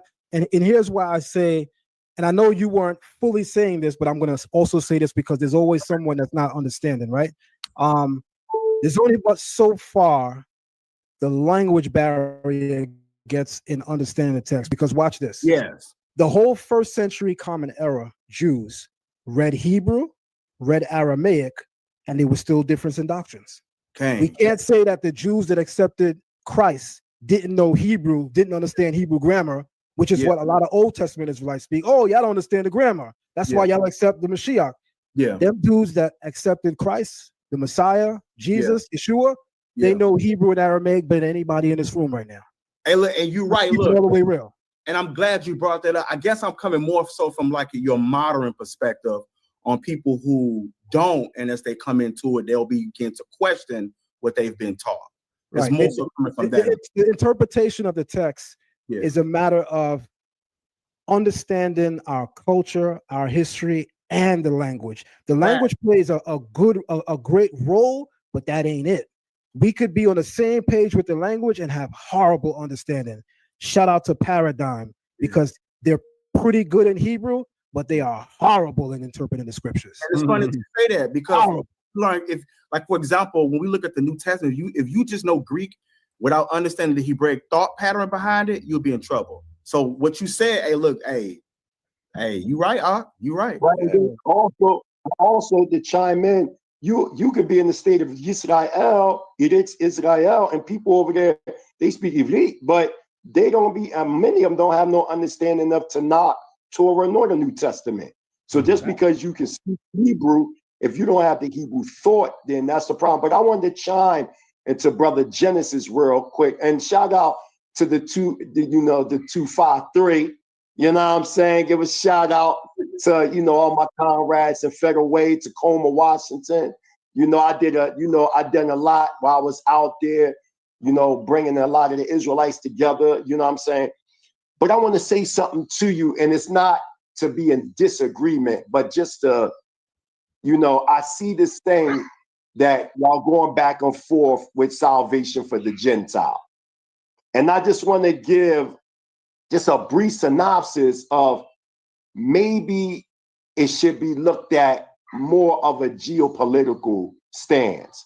Now, I know from a religious standpoint, us coming from out of Christianity and different walks of life, when we speak about salvation given unto the Gentiles, we speak of it more or less like in the conversion sense. Verse, if we look at the Torah as our constitution and the Israelite nation as the governing body politic, would you agree somewhat that salvation for the Gentile will only be when Israel is a self-autonomy, controlling their own demarcation stations, and then these Gentiles or Goyim can come amongst us and be Israelite citizens, not Israelite nationals, but Israelite citizens by the way of naturalization. Do y'all get what I'm saying? Versus a conversion. Because when you go to other nations, you can't just go to Japan and convert to be Japanese. Or you can't just come to Tanzania and convert to be Tanzania. They have laws that they have to, that you have to naturalize yourself and go through the process of becoming naturalized. Would you look at salvation for the Gentiles being a form of naturalization in the Israelite community versus conversion? That's a fact. That's a fact. We got to bring back protocol. If I disagree with something that Priest Hakar is teaching online, I should be able to reach out to him directly before I have a YouTube video. It's crazy that some of us be like, yo, that's the Ak, that's my brother. And then they see me teach something online or see me say something, publicly. And before they reach out to me, which they can, there's a video up. That's crazy. Where they do that at? We remember the old One West, right here in New York. The Nabi, the guy that used to rap the Turbans, you know him by name, Mighty Hebrew. I forgot his name. Panamanian brother. Yaakov, Nazi Yaakov. Right. He would go to the old One West and would build with Abba Bibbins. A lot of people don't remember that Abba Bibbins was a Tanakh dude. You know what I'm saying? A lot of people forget that. Of course. And our two communities used to build a lot, the old and new. That separation came a little bit after he died, like circa the 70s and the 80s. That's when that real separation came. But the Old Testament community, which was predominantly based in Brooklyn, would always come out to Harlem and vice versa. And then we also had a base in Chicago, the El Rukins, the Israelites in Chicago and all that. We have, you know that history. So I'm saying that that doesn't have to be a period, good brothers. We could add a comma to that. We can continue that. We could continue having relationships cross communities among the leadership, and that trickles down to the people. Every difference don't gotta be a YouTube video, man.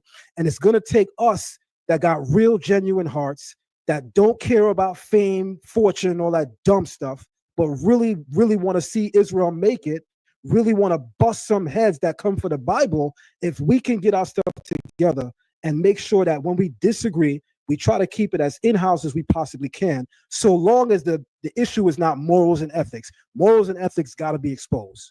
I'm sorry. But doctrinal difference, homeboy, call me before you do a video. Why you got 8 videos against me and I thought me and you was cool? That's weird behavior. That's not how brothers move. So I would like to see among our leadership that just like how we doing this here, why we can't meet a couple times a year, do a lecture together, or have conversations together. That way that helps to build a community, yo. The Israelite community can be repaired, but we have to want to repair this, man. We got to. Yeah, I believe we still got a chance. We got a chance. As long as we all got oxygen and the spirit of the Most High in us, we have a chance to make this community better and to progress instead of staying stagnant and antiquated. So I'm pushing for that, as I believe to be younger than, of course, the elders who've been in this thing. I do consider myself still in my youth, right?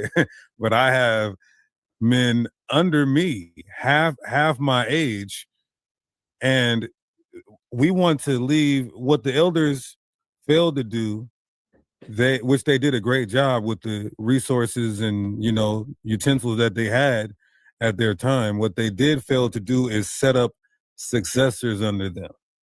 So it's our job for my age is to set up successors under us and say, you know what, I want to teach these young brothers every single thing I know, not keep things to myself to where I'm deifying myself as the one with the mystical knowledge and they got to go through me. I'm now the doorway and the pathway to get these esoteric breakdowns. No, everything the Most High gives, we put it back into our congregation, into our community, into our nation. So the differences, like the brother Zion said, the differences of doctrine, if it's not moral issues, then that can be handled behind the scenes. So what we've been trying to do lately is, okay, all the camp leaders that have an issue with this Gentile salvation doctrine, hit us up privately.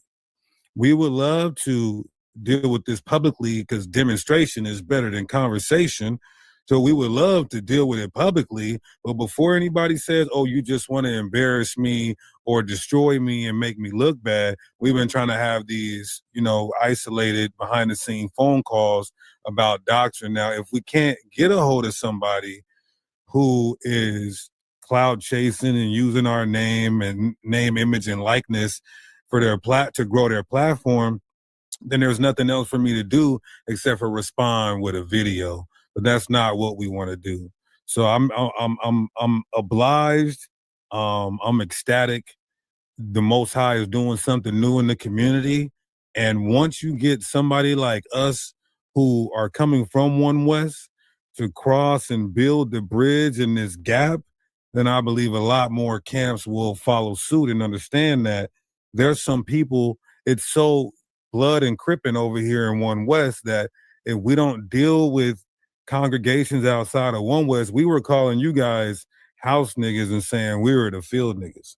It's so blood and crippin' and political over here at One West that it's taboo to even be on here talking to you, brother, having a good time, chilling, talking wisdom, knowledge, and understanding.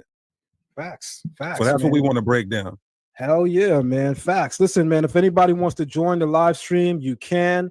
This is one of those rare moments where I'm definitely willing to thug it out a little bit and have a live stream a little longer than usual. Again, the aim of my presentation is not to expose Shar Ariala.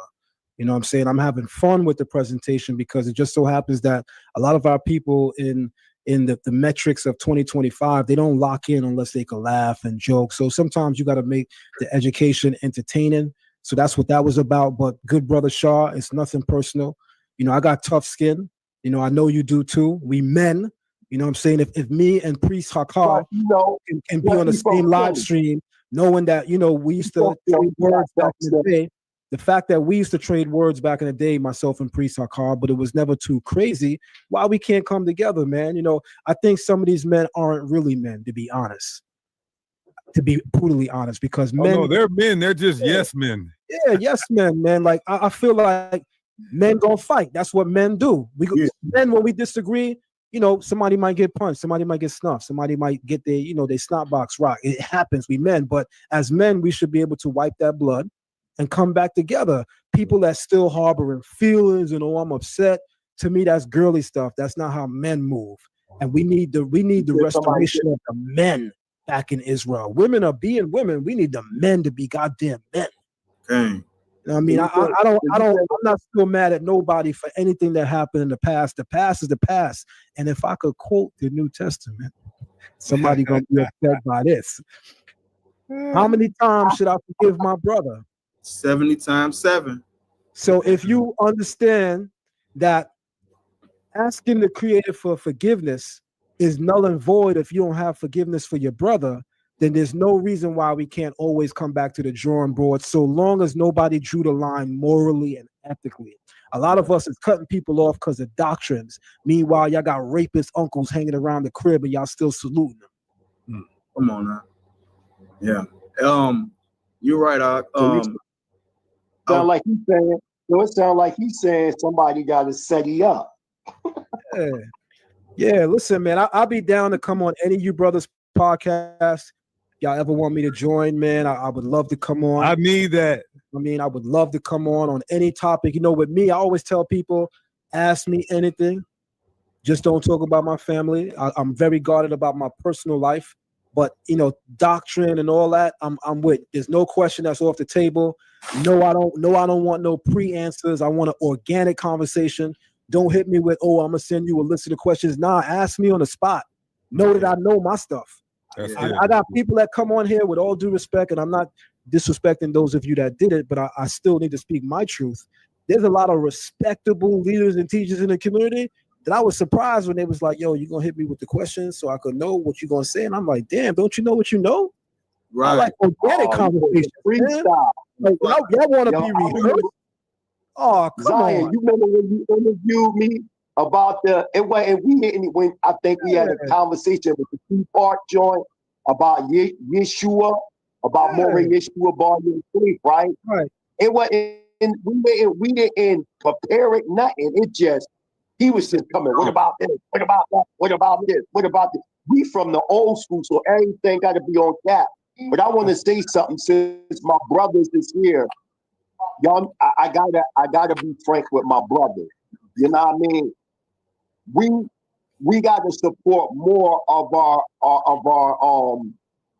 the things that we doing on the ground. Like right now, as y'all know, I got the Ancient Band, and I want to thank Most High for the work that He causing me to do. But I wouldn't be able to do it without the strength of the Most High and the people supporting. And we got the Ancient Band through Hebrew Israelite Awareness Center here.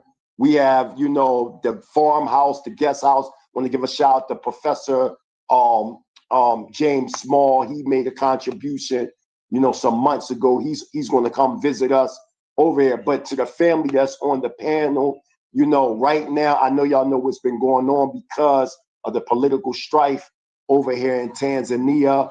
The United States Embassy had contacted all foreigners over here, so we're basically locked down because they've been protesting. Over 3,200 people been slaughtered, within the past 3 weeks. So we have to have supplies and things like that. We can't even go to the market. We have to get like a special boater driver to, get the stuff for us, bring it. So if y'all can contribute, Brother Zion, any of y'all to the cause, it's much needed over here. You know what I mean? It'll help us to maintain water, gasoline, and stuff like that. I will definitely help to spread that word. If you can, you know how we can reach out, you know what I mean? Just send the complete info, and I will definitely help to spread that word. Guys, I gotta definitely shout out this brother again. This brother is a really good brother because whenever he's on a platform, he contributes on multiple levels. And I know that there's always somebody thinking, man, why he giving them money, man? He was just giving me money. Nah. If we had more brothers like this, man, we'd have a greater community. Support shouldn't just be that these are my guys and I mess with them. Support should be, I want to see the community grow. And financial resources help us to grow, man. So big shout out to the brother. I call him Moray Troublemaker. But, he's a very good brother, man. I love that brother. Thank you once again for your donation and your contribution. And to all the brothers on the panel, man, we could get it right. We got this, man. We got this. Another brother entered the chat. I'm going to allow him to introduce himself. Tell us, whatever he would like to go into, and then, it's up from there. Shalom, brothers. How y'all doing on the panel? Shalom. Okay. Let's go. Shalom. To the Most High. I was just checking it out. My brother Judah Moshe sent me a link, and I said, let me, see what's going on with the brothers and stuff like that. I love the discussions on the language. Beautiful topic.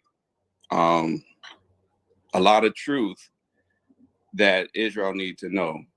A lot. I want to give my flowers to a lot of the elders that came before us. And we had some great teachers. And I visited the One West school several times back in the day, back in the 90s, and seeing some of the elders teach there and so forth. But I think that it's good to see that we got brothers on the panel that understand the need for growth and and Israel's need to move forward in the land. A big part of that.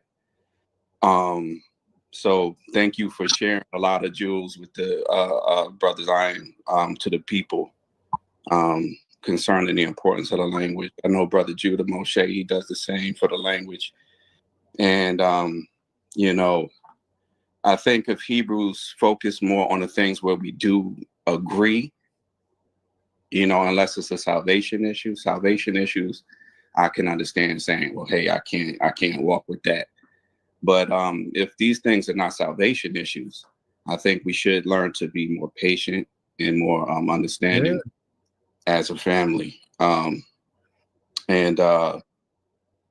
Priest Haka, shout out to you for standing up for the truth. You stood for the truth. I'm getting crucified, Brother, I got crucified for Hebrew. Okay. I got crucified for trying to restore the language. I got crucified for trying to restore the name of the Most High. I got crucified. I was Torah only community. They crucified me for believing in the Messiah. You know, it's part of the walk. You know, if we hey, shalom out here, Toda. If we're faithful to endure persecution for the sake of Messiah, then he's gonna find us faithful to rule with him. So, like, you know, those are things that kind of got me through some of them hard times. But I commend you for standing up. You know, I got a brother Gentile named Cornelius, and he's a Gentile that's been keeping the law with us for almost 10 years. And, you know, and I'm still trying to work to build him up to build the Gentiles up, you know. But I understand the need for our own distinct groups as Hebrews, aside from them. But certain times of the year, we should all, especially I think it's the Feast of Tabernacles. We're all supposed to fellowship together. In Zechariah 14, the Yehudim, the Israelites.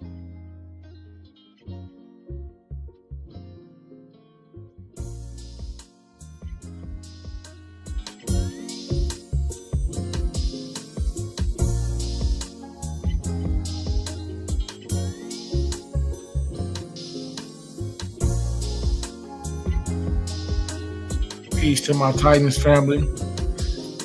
Powerful show. Powerful deal between the brothers, Zion Lex. Great topic. So I want to open the panel up. I didn't want to give too much. They still had a couple more hours to go. But you can go check them out on this platform.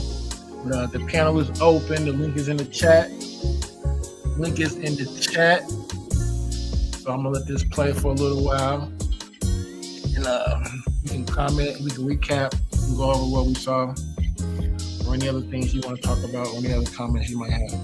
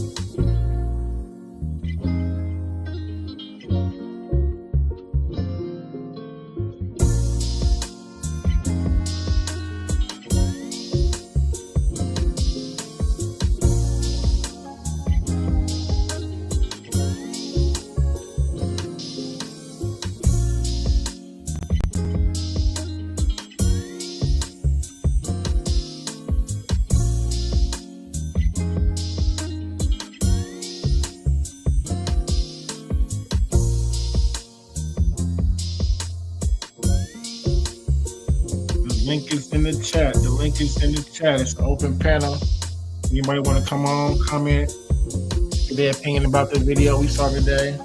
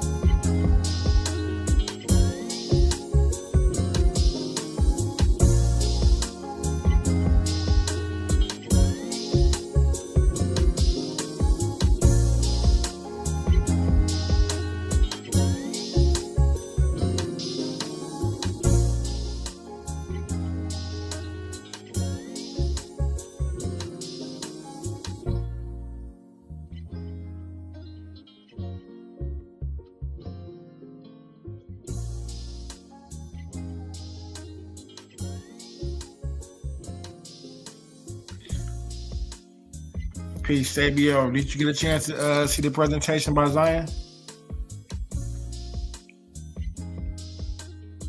Nah, I didn't. You didn't? Okay. Zion who? Which Zion?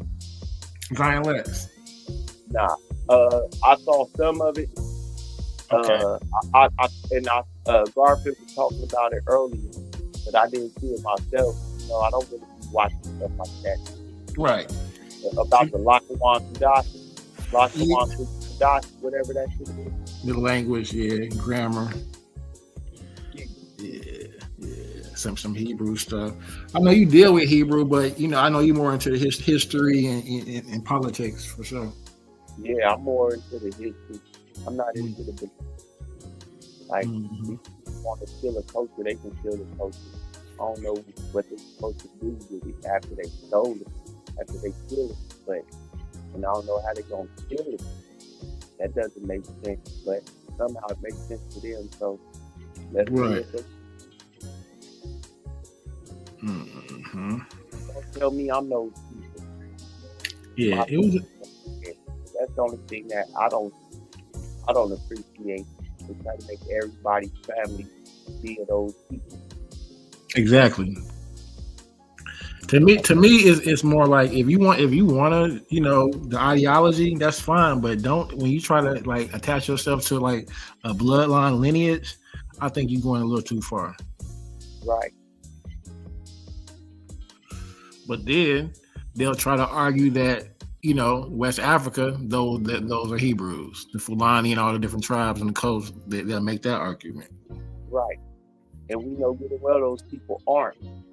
Like, how you gonna tell those people tell us our people were something that got there in a certain time?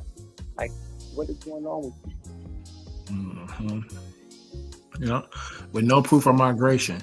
And that's something that I've actually looked at. Like, okay, well, is there any, you know, proof of migration from like Egypt or for even Egypt? Like, I would never, like, I'm a big Egypt fan, but I would never say I have Egyptian bloodline, you know, unless I know I did. You know what I'm saying? But I can't trace myself back to the pharaohs. I wouldn't like. Egypt is a great empire, but there's so many other great civilizations in Africa besides Egypt and Egypt is only talked about because that's the one that was pushed. If other empires of Africa was pushed like Egypt was, then we would talk about those empires. Yeah. And we know Egypt. We know so little about Kush. So little about Merowe. Yeah. Do you know if that script is even deciphered yet? What is the Meroitic script? Yeah, they said it was. Okay. You know, I don't see any of that stuff like that though. Right. It's the demonic, erratic, and all that. Yeah. But yeah, it was a good presentation by the brother today. It's been a lot of people have been replaying it, so you know. Right. Yeah. What do you think about it? I agree, but then I agree, but like once again, it's just really comes down to pronunciation.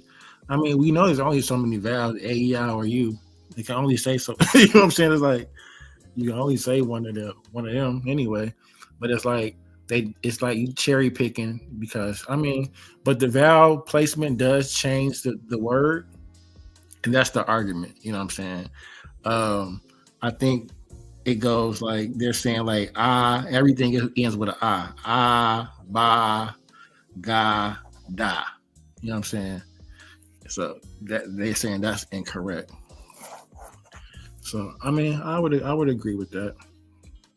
I would agree. They're saying they basically made it up. Or the feminine root, the I is all. If you're ending all your words in the I, you're ending all your words in the feminine root, which is basically what he said. You call it everything is a female. You know what I'm saying? So it made sense. It's in the grammar. So I definitely agree with him. Yeah. Language is fun. Yeah, it is. Especially if you appreciate it. Mm-hmm. Yeah. Take some time. No, I'm not a linguistics, but I definitely do appreciate it. You know what I'm saying? A good one. For real. Samuel, so what's your field of study like? Tell me a little bit about you. We you know, you've been around for a while. Like what is your field of study? Like tell us a little bit about Sabio. I'm a history buff. Mm-hmm. I went to school for history. Mm-hmm. A little bit of psychology and a little bit of philosophy, mixed in with some sociology, Mm-hmm. mainly history. I was mainly focusing on becoming a history teacher. What's your favorite time period of history?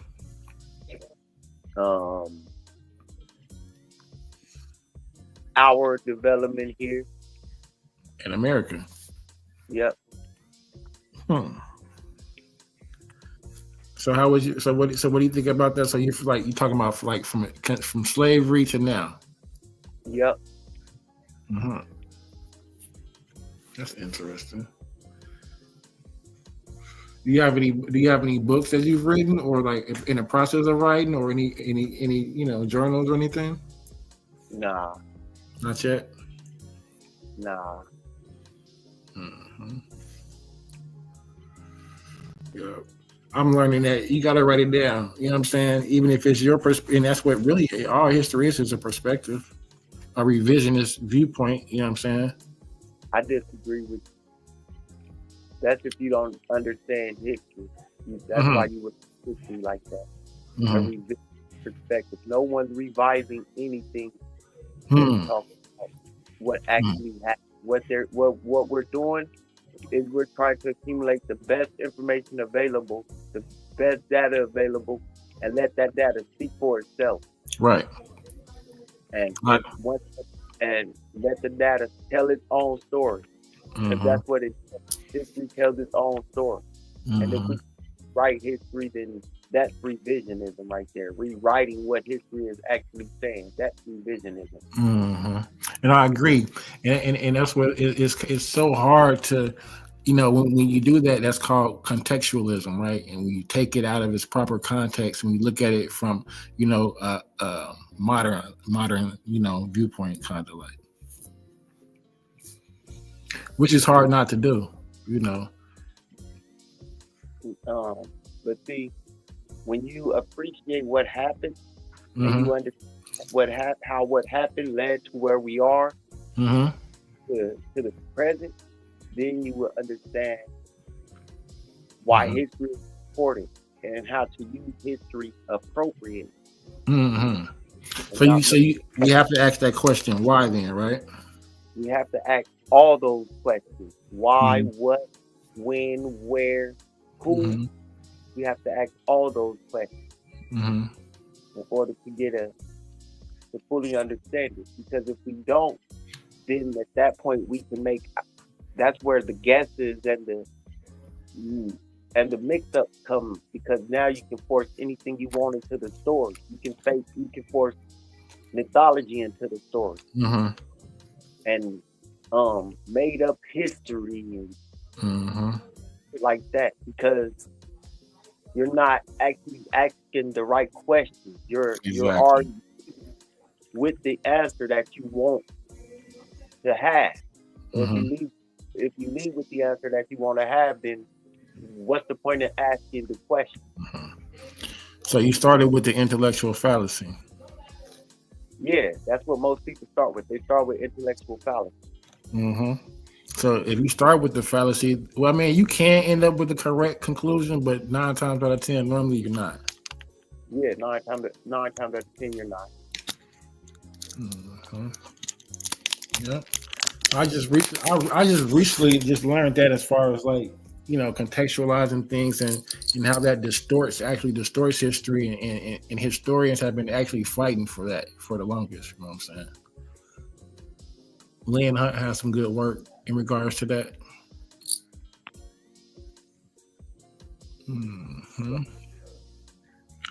Bishop, Savio.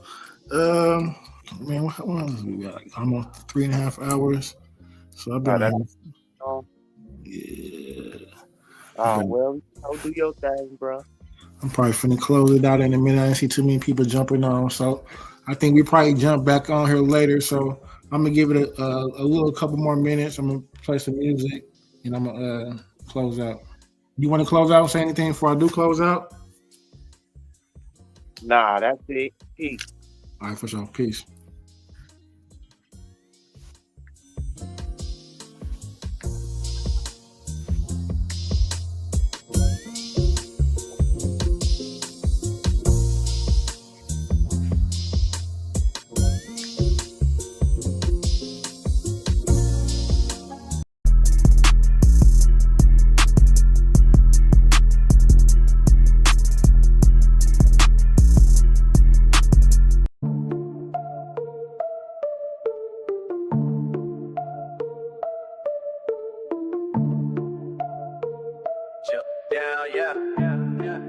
Hear the sounds of the trumpets.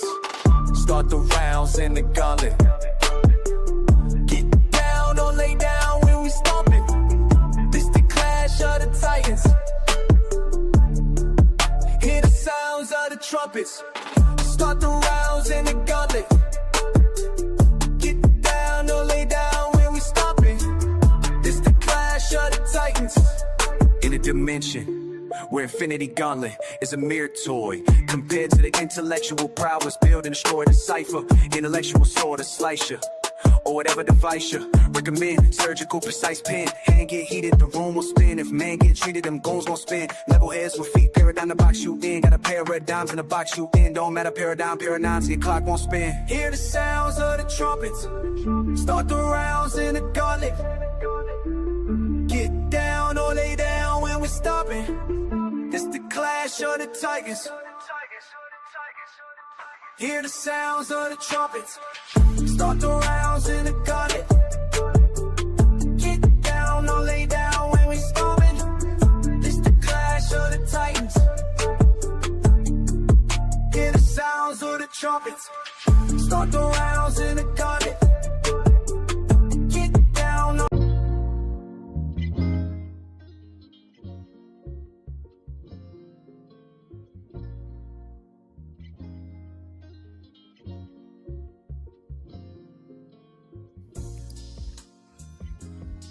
What's up, Titans family? And with that final comprehensive recap from the master of analysis, Zion Lex, the gates of the Titans debate coliseum swing shut on another colossal showdown. With an absolutely epic class of intellect we witnessed today, Zion's summary showed us exactly where the decisive blows were landed and where the key lines were drawn on the arena floor. Thank you, Zion, for perfectly capturing the essence of today's battle. A massive thank you to our phenomenal debaters for their courage, their commitment to the truth, and for giving us a performance for ages. Before we go, you can always review Zion Lex's full analysis and highlights on today's fight on his website. And don't forget to tell us who you thought won the battle between Silky and Bantu. So vote now on our official poll using the Titans Coliseum hashtag. The arguments may be over for now, but the conversation is just beginning. Join us next time in King Jay's chamber at the Titans Debate Coliseum. Peace.